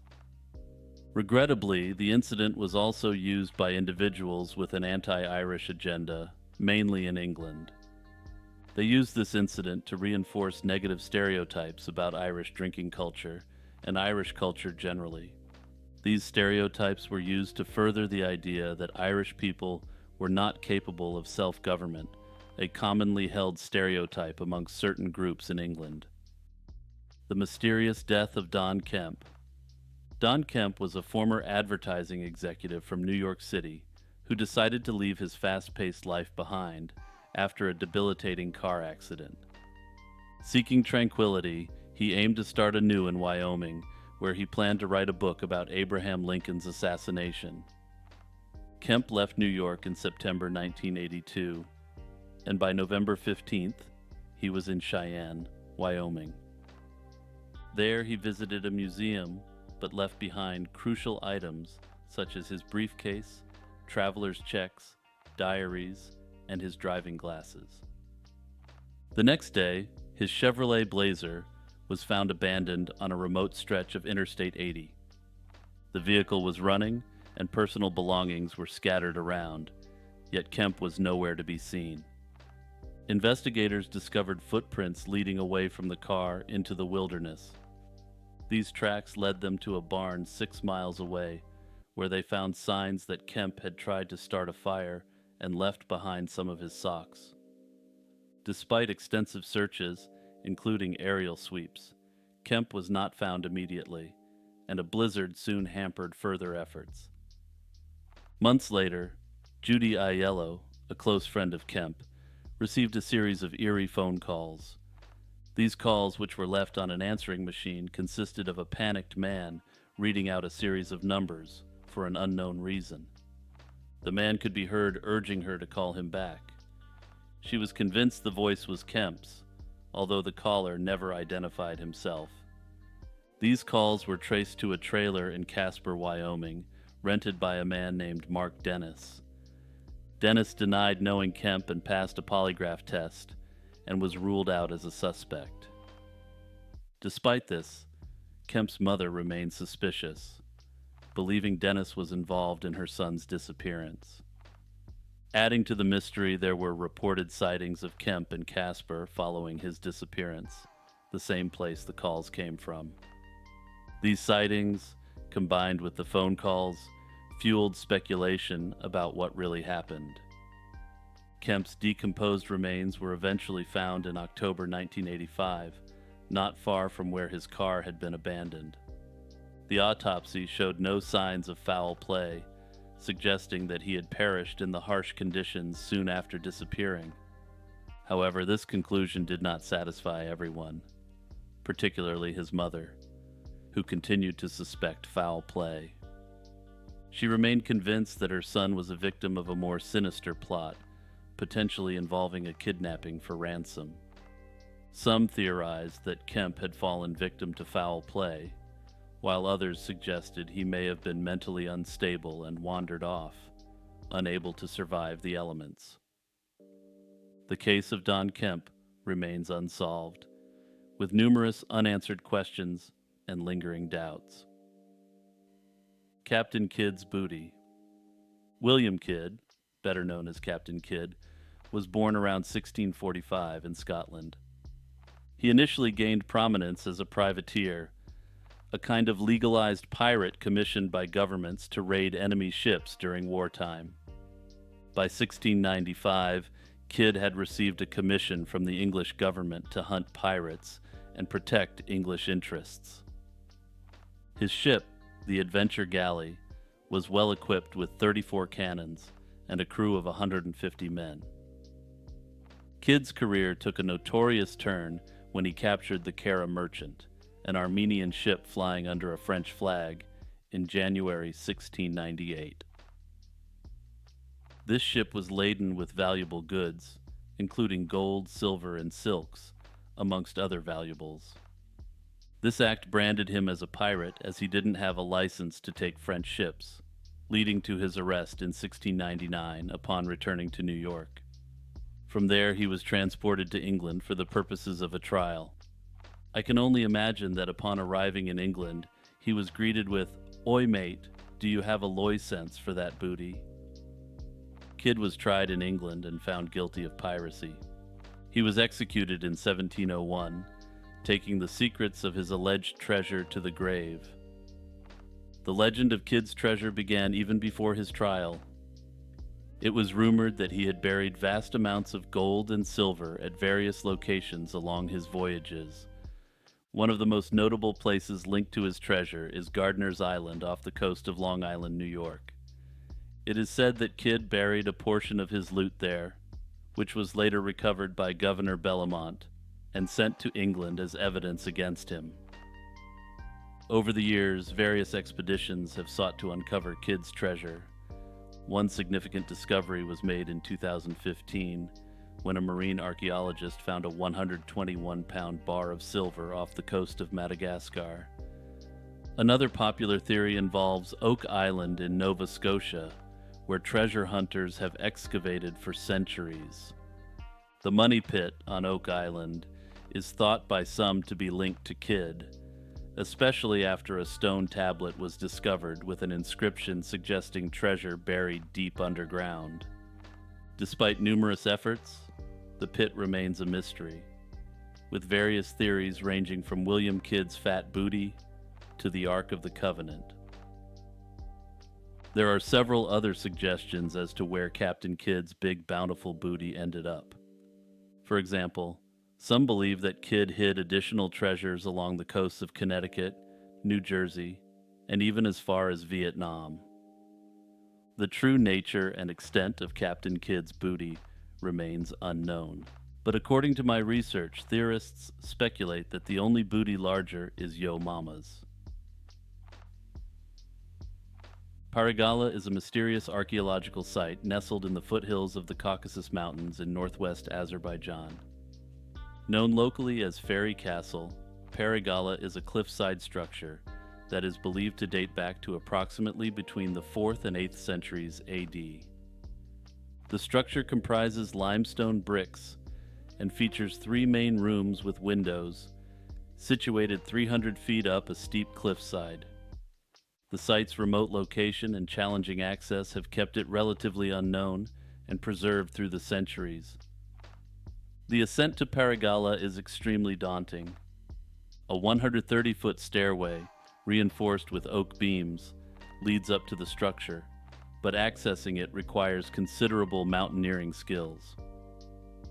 The stairway begins at the base of a crevice in the limestone, and part of it has collapsed, possibly due to an earthquake, making the climb even more perilous. The castle's design indicates a strong defensive purpose. Its strategic location atop a cliff would have made any assault incredibly difficult to impossible with contemporaneous technology.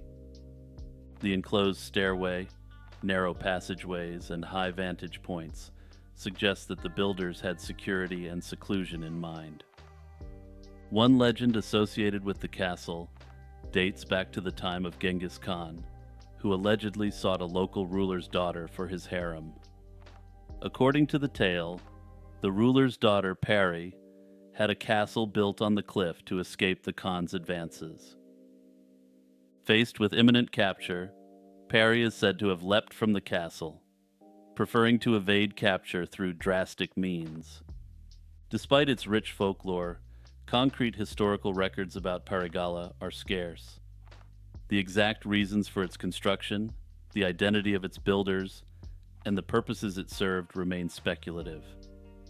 Some theories suggest it might have been a religious site, given its small size and apparent lack of strategic resources like a water supply.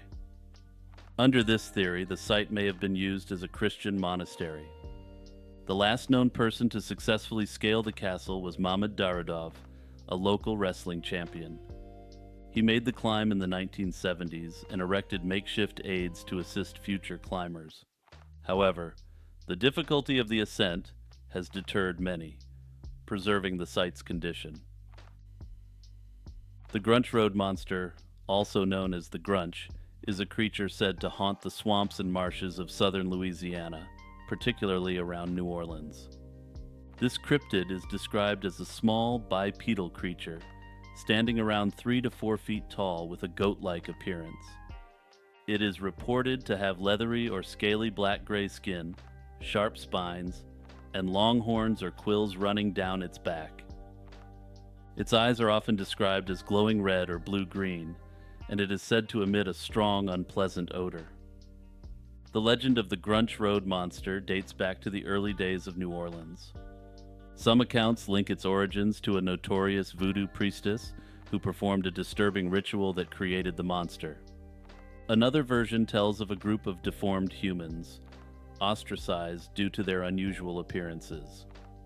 According to this account, these individuals lived in the woods and gradually became associated with the Grunch legend. Throughout the 19th and early 20th centuries, sightings of the Grunch were sporadic but locally notable. A notable incident occurred in 1909 when a streetcar driver reported a terrifying encounter with a, quote, huge hairy beast. Over the years, numerous sightings of the Grunch have been reported. One common element in these encounters is the Grunch's ambush tactic, placing an injured animal, usually a goat, by the roadside to lure unsuspecting motorists. When they stop to help, the Grunch monster allegedly attacks. The most recent surge in sightings occurred after Hurricane Katrina in 2005. As the disaster displaced many people and animals, some believe it also drove the Grunch from its hiding places, leading to more frequent encounters with the creature. Renewed interest in the Grunch Road Monster has inspired various theories regarding its origins and nature. Some believe it to be a type of chupacabra, a legendary creature known for attacking livestock in Latin America and the American Southwest. This theory is supported by the Grunch's reported habit of draining the blood of its victims, a behavior also attributed to the chupacabra. Others speculate that the Grunch could be a mutated animal, perhaps a result of exposure to toxic waste or radiation. This idea aligns with descriptions of its unusual appearance and the belief that it possesses unique, possibly supernatural abilities. Despite the numerous stories and sightings, there is no concrete evidence to prove the existence of the Grunch. Like, subscribe, join the Patreon or YouTube membership, join the Discord, and also follow my Spotify page for lo-fi beats. Shout out to my patrons Noah Schubert, Iced Mocha, Kurt the Squirt, Monoxide Wendigo, Jeffer Metcalf, Z-Volts, Franz Tech, Unknown Delusions, Faye, Jack Russell, Boomslang, Spookiest Becky, Vespertine, Metanova, Will Roan, Crab Nebula, and Blasphemous.